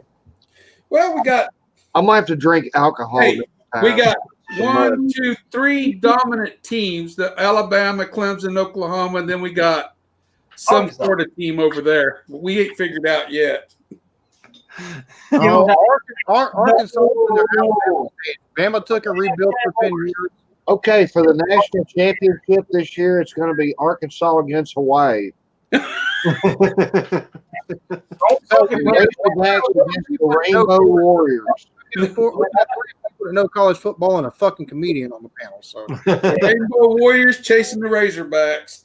Razorbacks is running for their lives. And they may be. Well, would you run from a bunch of Rainbow Warriors? So Yeah, I would run from some Rainbow Warriors. Probably too. That's a scary thought. They come out dancing like crazy and got unicorns and shit. Yeah. What? No. You gotta get out of there at that moment. Change your outfit to hot pink. That'd be great. Man, I wish I didn't have to work tomorrow, but I've got to get off here, man. I got to get up early. I had a great time. all right, man. See you again. Rock want- out. See what you guys talk about. See you guys next Tuesday, I guess. Yeah, man. Not me. I got to work. I will be working next Tuesday. I'll come in next Tuesday, so hope to see y'all again. yeah. And with that, I'll go ahead and end the broadcast. I appreciate all of y'all joining. I think every Tuesday, not about 9, a little bit after 9, about 9:15, we can if long as y'all schedules they can coordinate. I think we can all do this. I enjoy the shit out of this. I'm gonna try to get some more eyeballs on this because I honestly think this right here, a lot of folks will fucking enjoy. Just because not only do we give our own fucking opinions, and most of us watch, we all fucking watch college football, so we're not fucking ignorant to it. So we might need to take it a Big Ten and a fucking Pac-12 person in here just because we don't. We watch real football. So Yeah. Imagine how much FCS I watch. So. Let's get a couple of Sunbelt fans in here too, and let's not forget the Rainbow Warriors. look, we're not trying to water shit down here. All right. I don't know. UCF's gonna come beat all of our ass. So Hey, I'll be straight. I can't believe we made it almost 3 hours on the stream. Hey, it's been a good show, guys. It's been we pound this out here for a little while. Might as well wait one more minute to make it 3 hours. Hey, seriously, it's been a good time. I've enjoyed it, man. I really have. Oh, that's I was fun. watching you guys before I finally got on. I was enjoying all the banter. Oh, it's fun. Anytime you're able to take and join, dude, all you got to do is say something. I'll That's fucking it, Whiskey. We'd love to have you on the panel anytime, brother. I'll let you know. Like I said, though, that next Tuesday, I got that was supposed to start today, but they couldn't move in because of some sort of BS going on. So they're going to move in Thursday. But I think it's going to be a 5-day well. I look for it to be a short well. But when I get home, if I get home on Tuesday, late Tuesday, early Wednesday, I'm wiped out for a day because it's just too much recovery time. I tell you what, here I took and sent you a friend request on Facebook. I don't know how often you check your shit, but that'll be a way that I'll take and check in with you. And if you're able to join, I'll give you the link, and you can join up with us. Okay. I think I'm gonna go live here in a minute on YouTube again. Oh, don't share your link. Don't share your link. I heard bad stuff about that. You know me. Well, he can share the link. The problem is letting fuckers in. Yeah. That's right. She got bad last time, so I think I'm gonna go live for a minute to shoot shit. But it's gonna be more no football, sportsman kind of stuff. And Yeah. So. Yeah, I kind of. I'll be honest with you, You're confirmed, Alan. appreciate it. Yeah, I don't take and hunt and fish as much as I would like to or should. Yeah. So I kind of felt like a fish out of water. I was just trying not to take and bring your show down. I'm gonna do it anyway. I'm just gonna go live and get to the computer screen. So that's just what I do. So Waved at you. Have fun, guys. It's been fun, guys. all right, you guys, Blake, Whiskey, Jeremy, Alan, I really appreciate it. Bye. Thank you for Take care of yourself, brother. Go Clemson.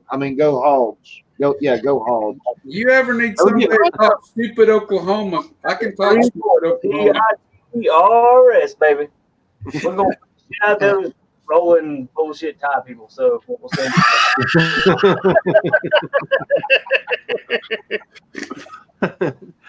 All right. Well, it was nice having you on. Thanks for everybody that watched. Y'all have a lovely evening.